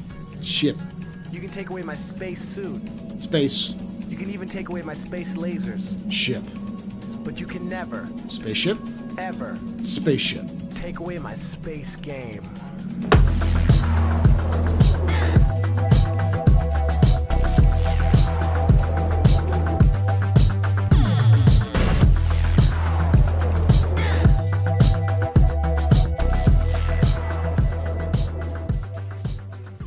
Silky Z gifted Danny a membership. Thank you so much for gifting all those subs. Whew. No. You can take away my No. spaceship. You can take away my space suit. You can even take away my space lasers. But you can What's going on? ever take away my space game.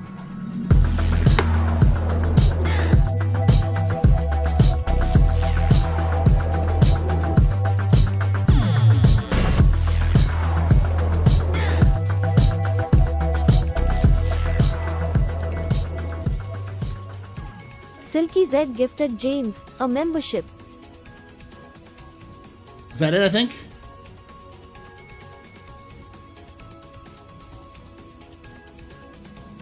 No. It's just gonna keep going. Spaceship. You can take away my space suit. What? You can even take away my space lasers. But you can never, ever take away my space game. I'm gonna stop this and just keep going. There's something thick broke.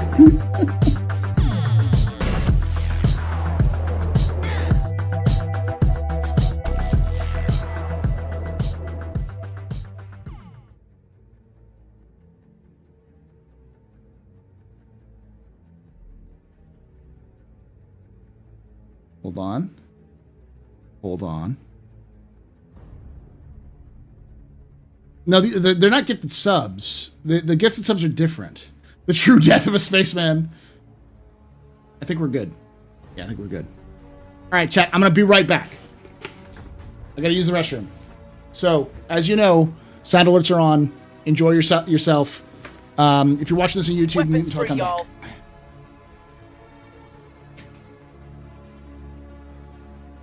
Hello. I like money. Distress bacon. Good news, everyone. Distress I'm Fly. I'm Pilot. Good news, everyone. It was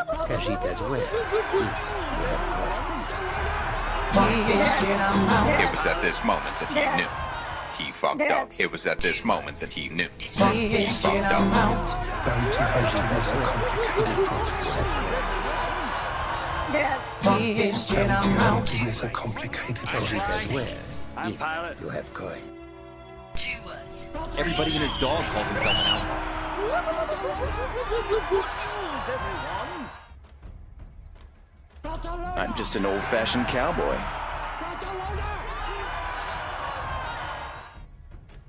It was at this moment that he knew. Everybody and his He dog fucked calls up. himself an outlaw.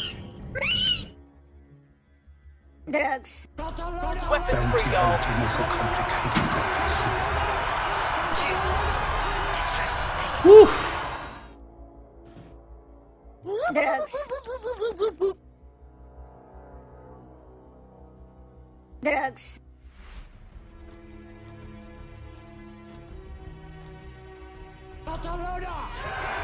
Yeah, sure. We'll,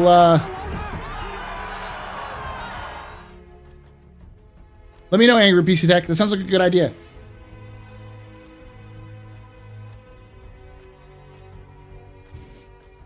When new clips? New clips.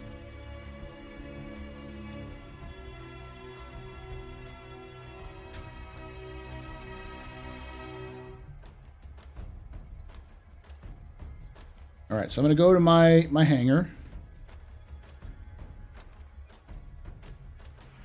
All right, chat. I'm going to give you a list of ships. Let me know which one do you think is a good ship to give away.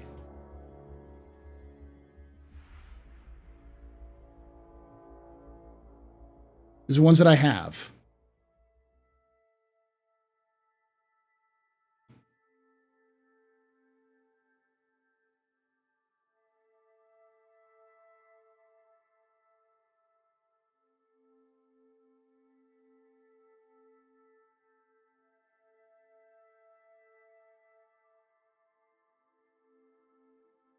I've got a standalone raft with LTI, an Ares Ion, an Ares, Inferno, I think, the other one. Yeah, Ares Inferno, and a Ballista. Hey, how you doing, Beyond the Verse? Yeah, I'll put up some polls for this one. I've got starters. I've got a starter giveaway too, but this is for the monthly giveaway, like the overall monthly giveaway. Let me put this up here then. /poll.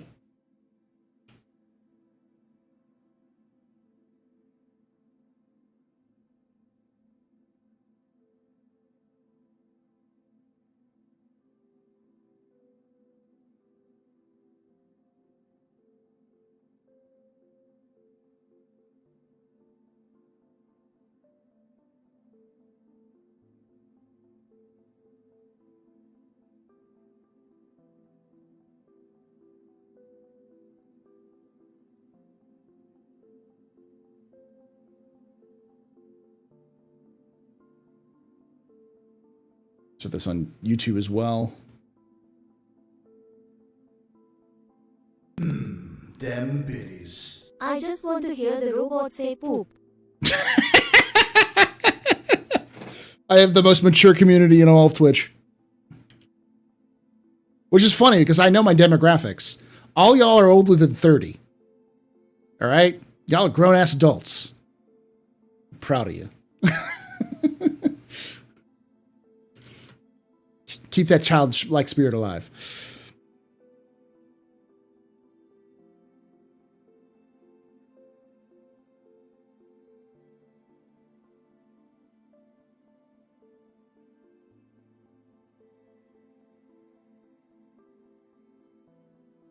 There you go. There's some polls for y'all. Polls on both. Oh, there's a lot of people want the Inferno.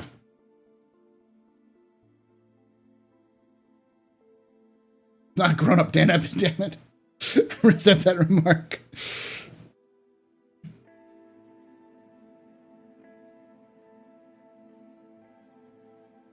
Yeah, there goes the raft. The raft is going up there. The raft is at 50%, 43%.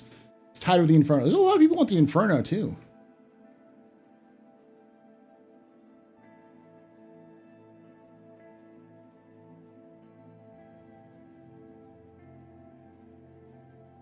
Dude, I'll buy the raft from you. It's giveaway. I do it for giveaways.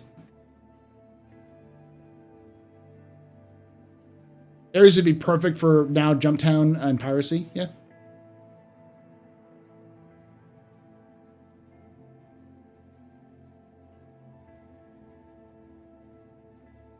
Looks like the raft and the raft. Got a couple more minutes left, though. Yes. I have to look it up real quick. But it stands for remote something.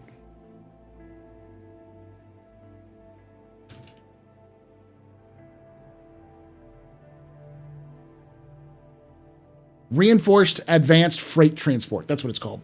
Reinforced. All of the Argo ships have abbreviations. So the MPUV is the multi-purpose utility vehicle. The SRV is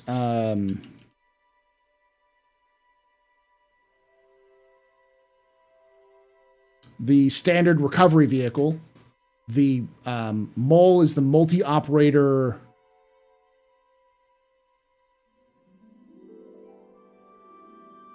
laser extractor, and the RAFT is the reinforced the reinforced advanced freight transport.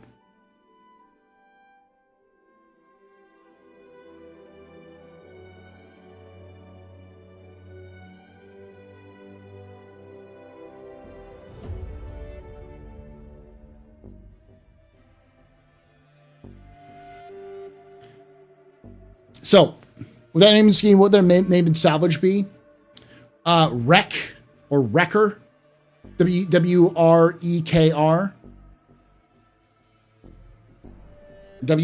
WERKR.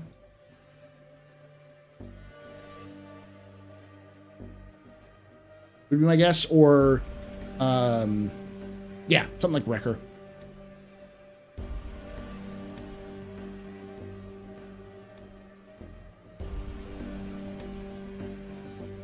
Argo is so perfect.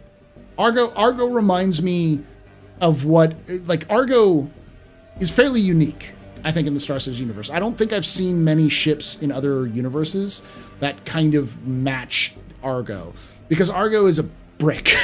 They're all bricks, but they're bricks that make sense. And you know, I love the MPUV. That little shit box is great. Standard recovery vehicle is what the SRV stands for. And the interiors of Argos are just mwah. They're fantastic.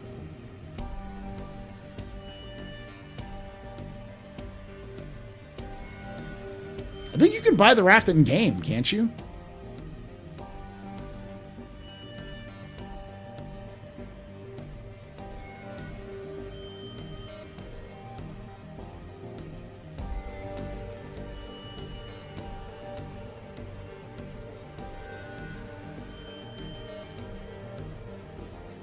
Search and recovery vehicle.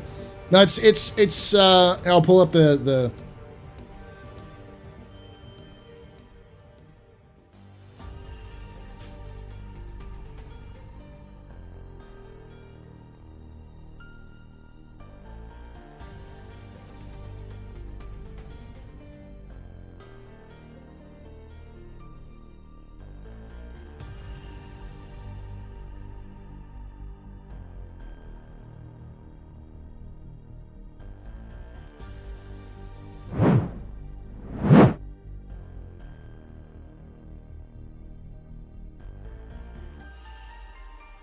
is the SRV.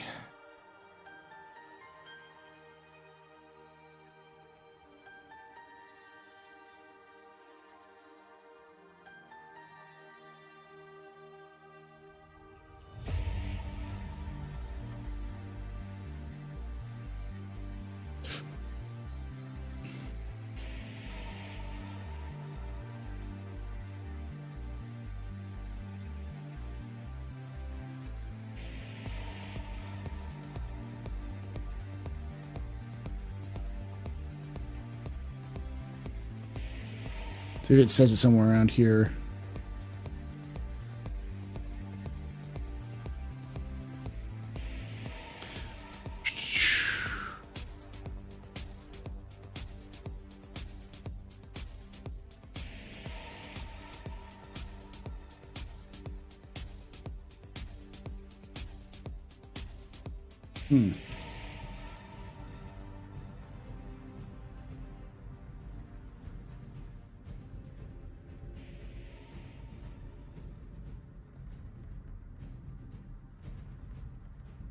Yeah, I'm not seeing where it actually says standard recovery vehicle.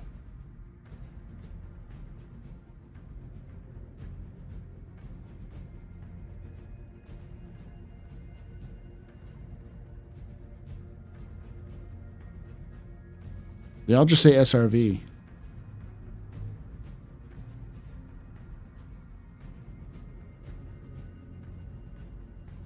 This may be the only one that doesn't explicitly mention that it's the,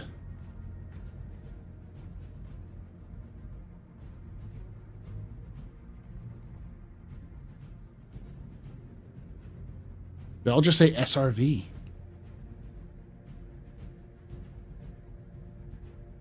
It may have been mentioned in like a video somewhere that their standard recovery vehicle, but it's not on the regular one. Stupid question, can you hand mine without a backpack? Yes, if you do have some storage in your chest pieces and stuff like that, you just can't store much.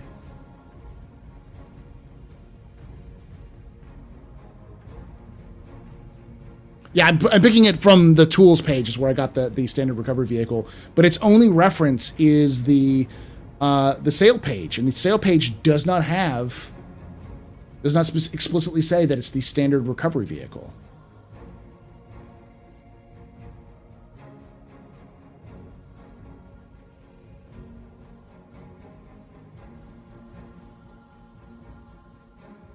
But it doesn't say it's a search and rescue vehicle either.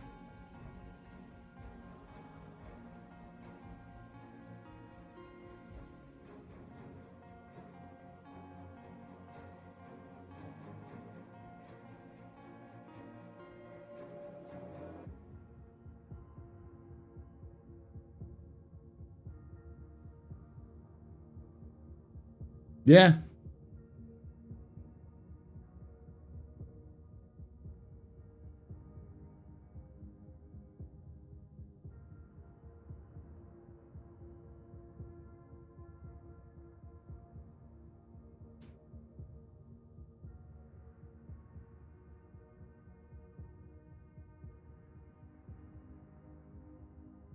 Okay. It's neither of those. It's actually... Here, let me show you. It says the name down here. Search and recovery vehicle.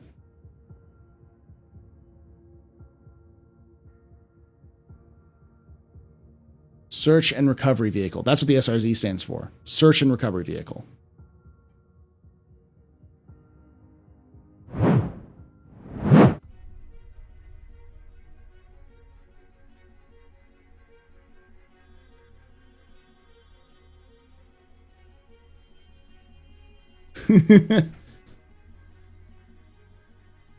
All right, so I'm going to copy this. Let's see what the actual winner was. The winner was the raft on both streams. So we're going to do the raft.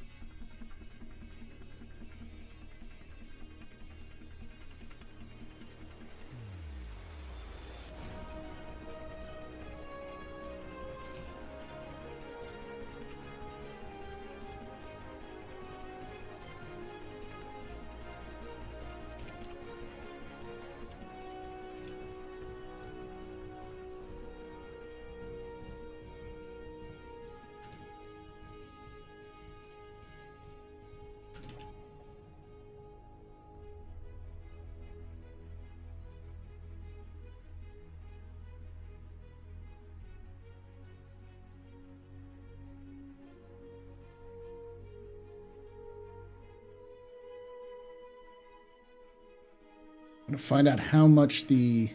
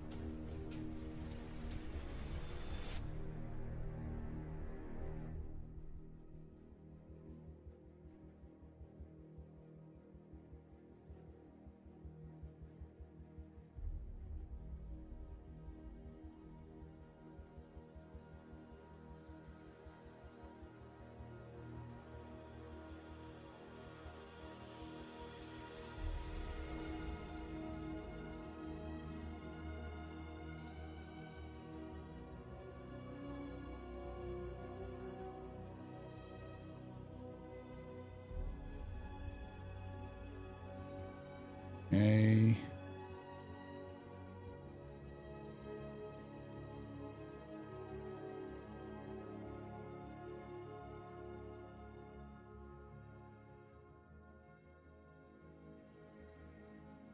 Let me update the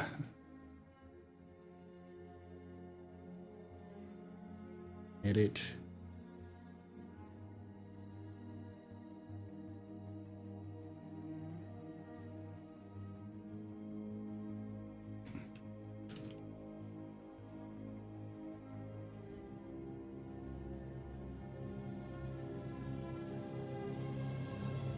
Yep.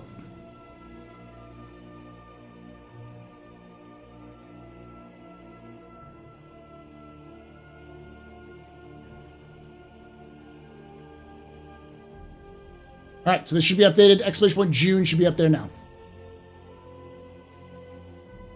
Always funny how we have to dive in the brochure or something like that. That's the thing.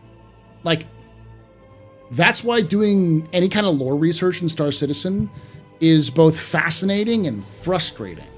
Because sometimes the only mention of something in the verse, which is a key like hooking point for a bunch of other things that have happened, is a single off mentioned thing in a brochure or on a video or in a jump point.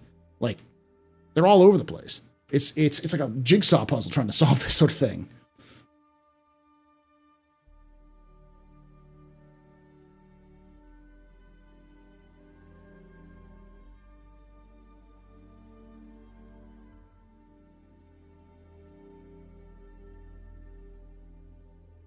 We're on a tracker interview posted in 2013. Yeah. Yup.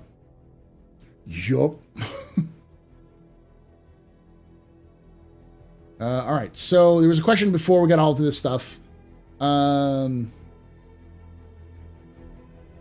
thoughts on them last week saying there's nothing holding them back from modularity? It's not surprising. I don't know if Tree's still around, but Tree mentioned this as well, that they had been mentioning multiple times that they were heavily working on modularity, and the Galaxy was intended as a ship for them to test modularity, as well as because they're working on the Polaris, it's a simple, easy fix for them, because they could just slot in a bunch of the resources that they used for making the Polaris to make a capital ship for RSI. There's a reason why people think that we're going to get the Polaris, the Perseus, and the Galaxy all one after the other, because once they've made the Polaris, they've made all of the hallway assets and the doors and all of the big assets for RSI and anything else that they've worked on recently. So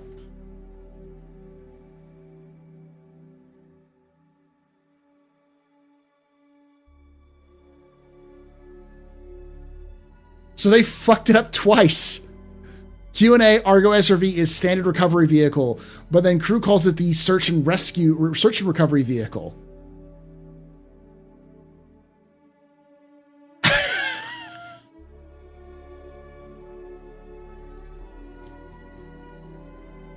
I know how they're going to answer this question. It's both.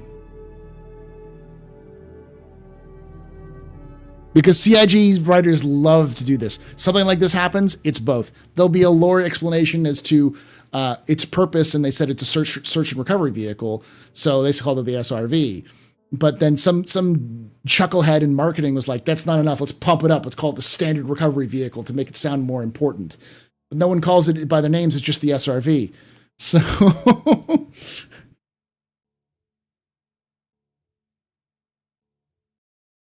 Lore's fluid based on the winner. Yeah, it's more of an acronym than a name.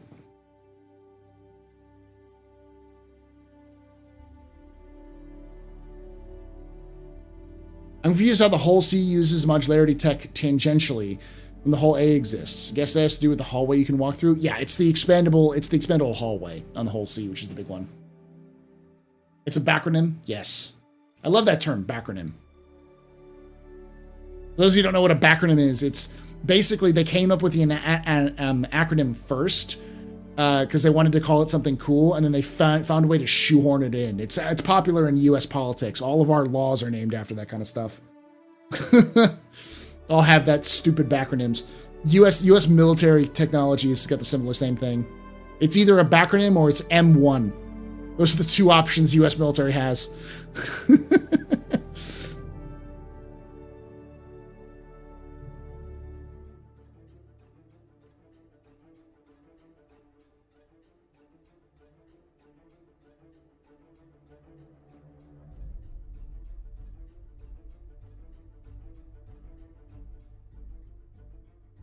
Like there's an anti-drone technology that's being developed by the U.S. military, and it's called the THOR system.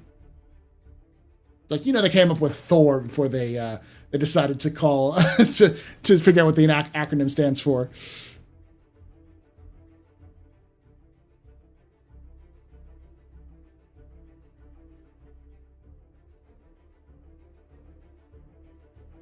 Like Battle Unified Tactical Terrain Vehicle, BUTV.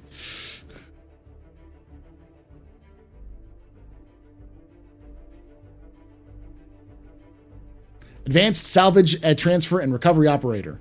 Astro for short. Yeah, there we go. The helicopter operable radio operated. Horo?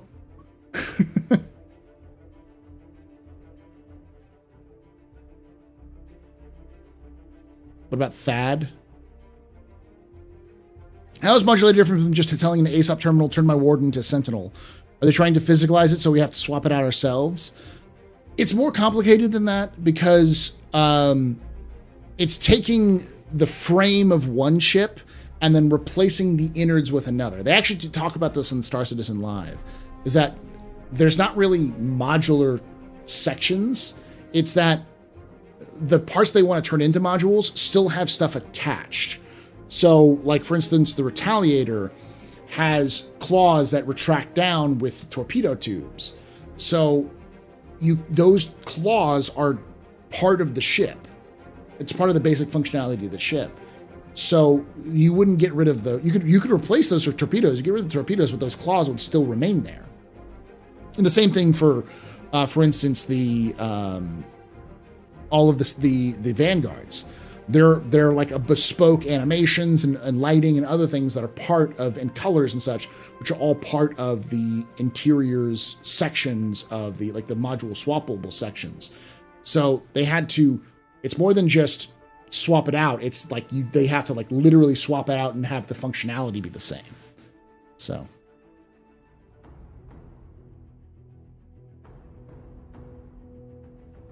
So it's an engine, or fundamental, I guess engine, but a fundamental engine or game design or programming thing.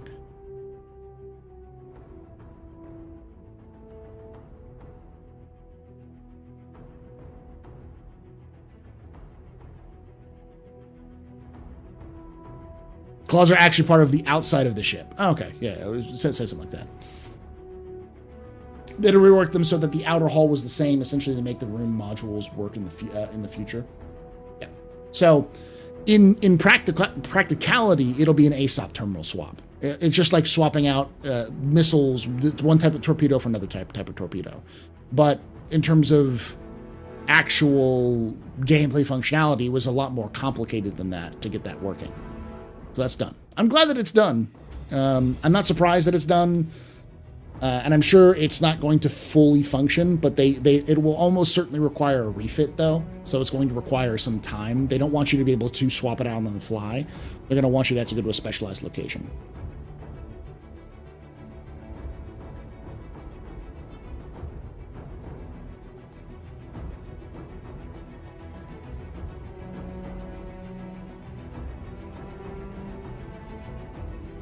Yeah, like Cousin Crows is almost certainly going to be a place for that.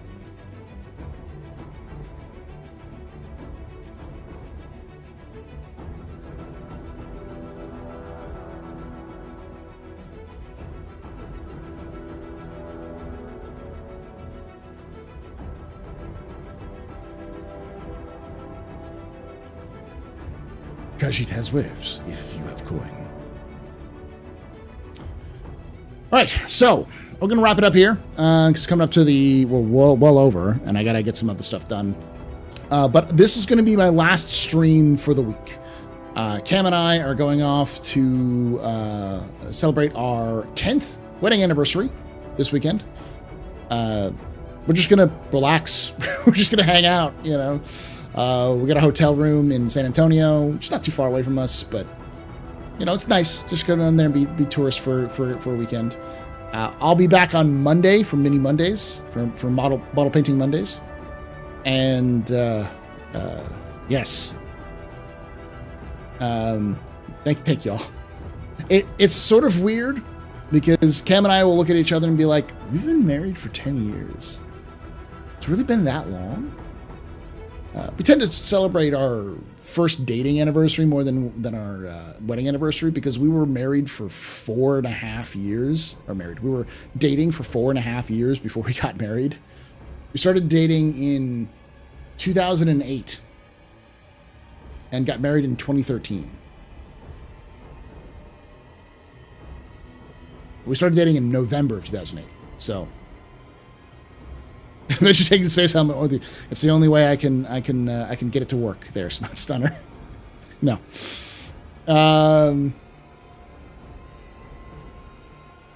We're 7 years before marriage. Yeah.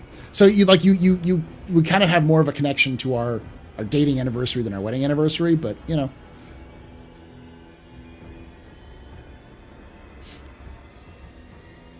But yeah, I'll definitely have. Oh, someone should be. If you don't clip that, there needs to be. If y'all aren't clipping my embarrassing statements and weird statements, so that I can make a compilation of all of the horrible things I say and put them up as clips on YouTube, you know, I don't know what you're doing. Long courtship. INS Reg were kind of pushed on my wife, and mine a little faster than you'd expect, but it still worked. Same with us. Like we, my grandmother was dying. But she had a year left in her life, and she had already survived cancer once, and the cancer came back, and she's just like, I'm not going through the whole thing again. So my parents were like, we're gonna pay. We'll pay for the whole wedding because we were at a really cheap wedding, anyways. It was, I think, the total cost of our wedding was $3,000. That's what we wanted, you know. So it's still, you know, $3,000. But hey, what's up, Yidi? Yeah, it was one of those things where she got to see us get married before she passed on. So that was the reason why. Otherwise, we would have waited until probably 2015 to get married. So we got engaged like 2 years after we started dating. So it wasn't like we were for the long haul before then.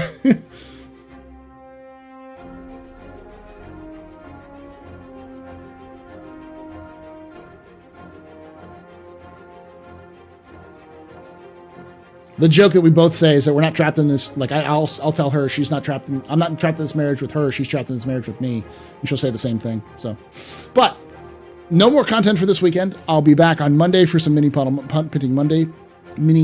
painting Mondays. I will have a new lore episode which will release on Saturday on the Hammerhead. But I gotta finish writing and recording that today, and then tomorrow before we leave, I'm gonna like edit and get all that stuff up. So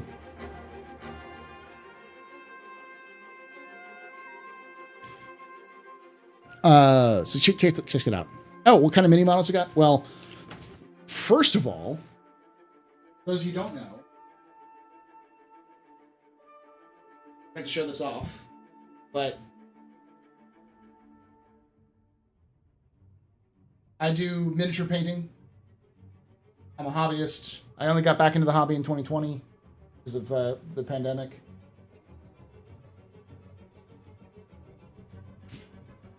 But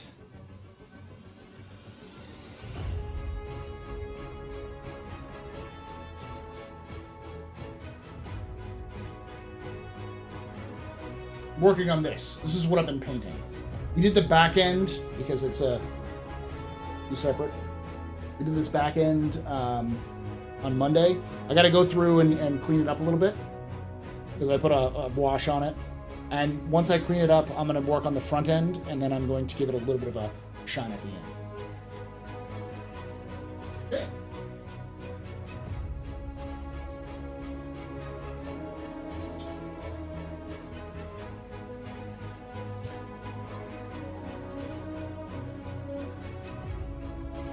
I'll say you did the back end. Yeah, I did. Hammerhead, have I been summoned? Yes, of course you have. Pandemic had me baking bread. Also nice freelancer. Thank you. Because I know some folks who make some high quality spaceships. In fact, that spaceship right there is jrdf.sc. That's where I got that from. I've been told through the grapevine that the end of this week we may have some more information on some of the future ships that are coming out from JRDF soon from Star Citizen. So, fingers crossed. We do know that CIG is working on the JRDF is working on the MSR and 500 scale, 1 to 500 scale. So, smaller version. The MSR, the Gladius, the Avenger at 1 to 500 scale, I want to say as well. They've all been kind of showcased and talked about, but they haven't put them up for sale yet. So if you're looking for MSR, keep your eye out, jrdf.sc for that one.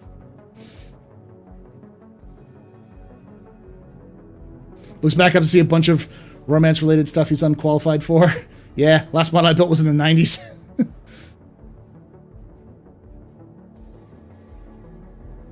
Yes, it will be a kit, but a 1 to 500 scale, not a full kit yet, as far as I know.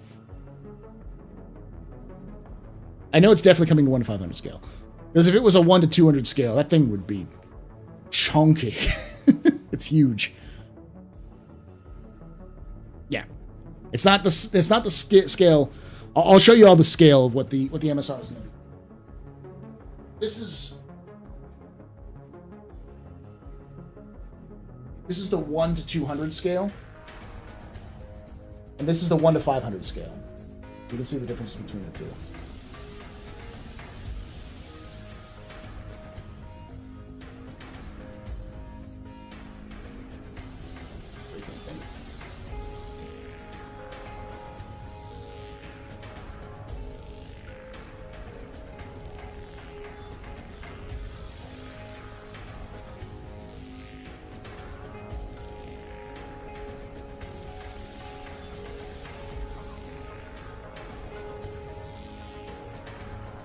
Basically, anything bigger than a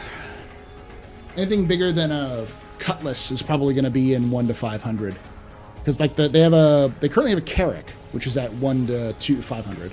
So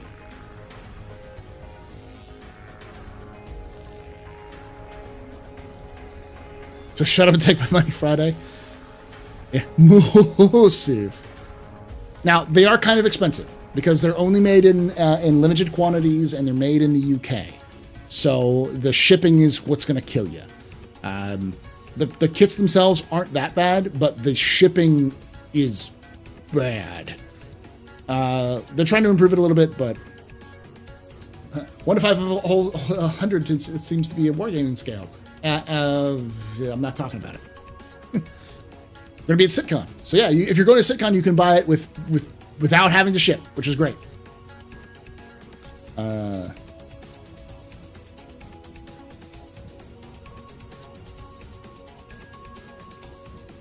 Hi from NDA. Cost of shipping covered by the trade, Ryan. Yeah. Still thinking working on a printable model. On a printable model of the 1 to 400th grade of my tank. Gonna make it RC. That's huge. All right.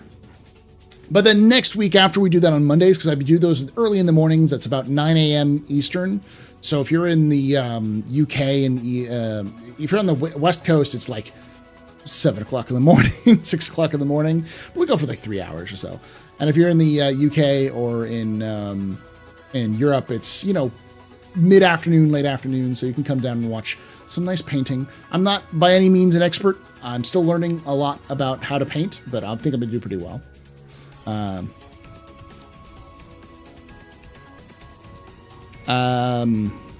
Let's see, what else was there?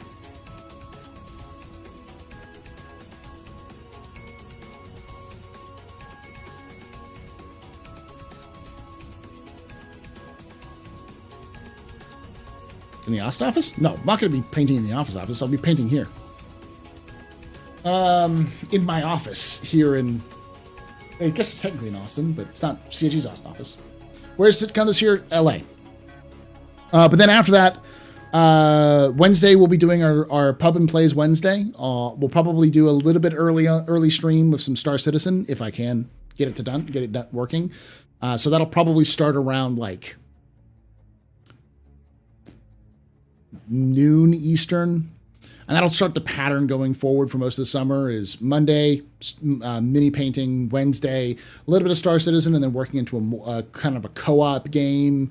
We'll be doing Starship Troopers, the new Starship Troopers game this coming Wednesday, but we'll do some other games as well going forward. Go back to Dark Tide, other things like that.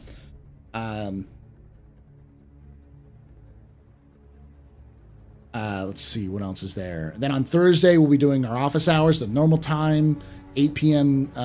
Eastern, 5 p.m. Pacific.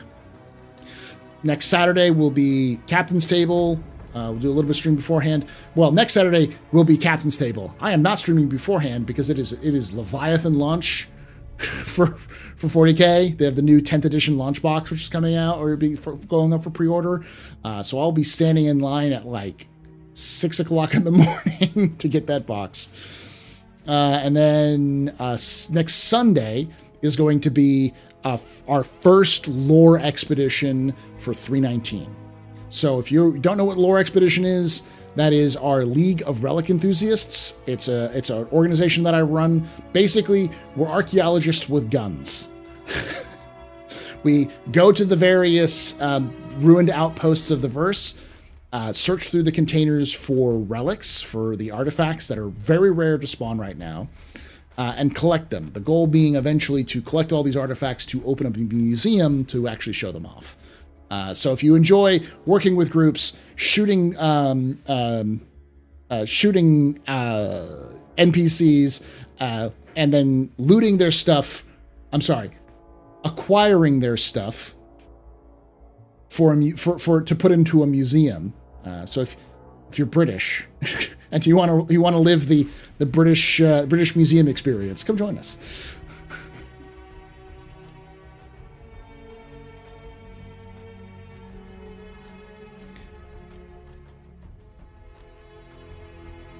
I don't know the price of CitizenCon. Probably close to $100 to $200. They're pretty expensive to go to those. Selling their stuff for museums, exactly. So yeah, if you want to join us, it's usually a big group effort. We have a lot of fun. We often don't make a lot of money, but we do get a lot of action. So.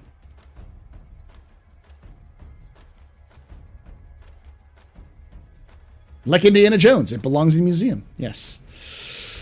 That's going to be next Sunday. So this is going to be it for the week. Thank you for watching. Thank you for all of the love and support you all gave me to this week. All those sub bombs, the donations, and And it's been crazy. Like this, it's been nuts watching people come in and be like, I love your lore series, Paul. You've like, I've found it recently and been devouring it. Been a lot of love in the lore stuff and a lot of love here on Twitch and a lot on YouTube, and even our TheAstroPub channel is growing.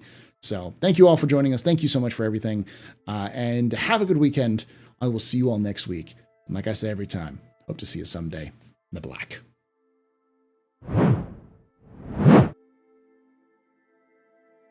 So am I more into frying pans or saucepans?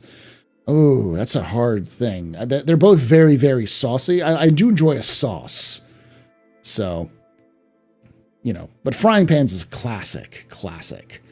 Though just because I'm pansexual does not mean I only enjoy pans. I also enjoy, you know, pots and cutlery and plates. I'm glad you got that joke. I'm glad you got that, Vorpal.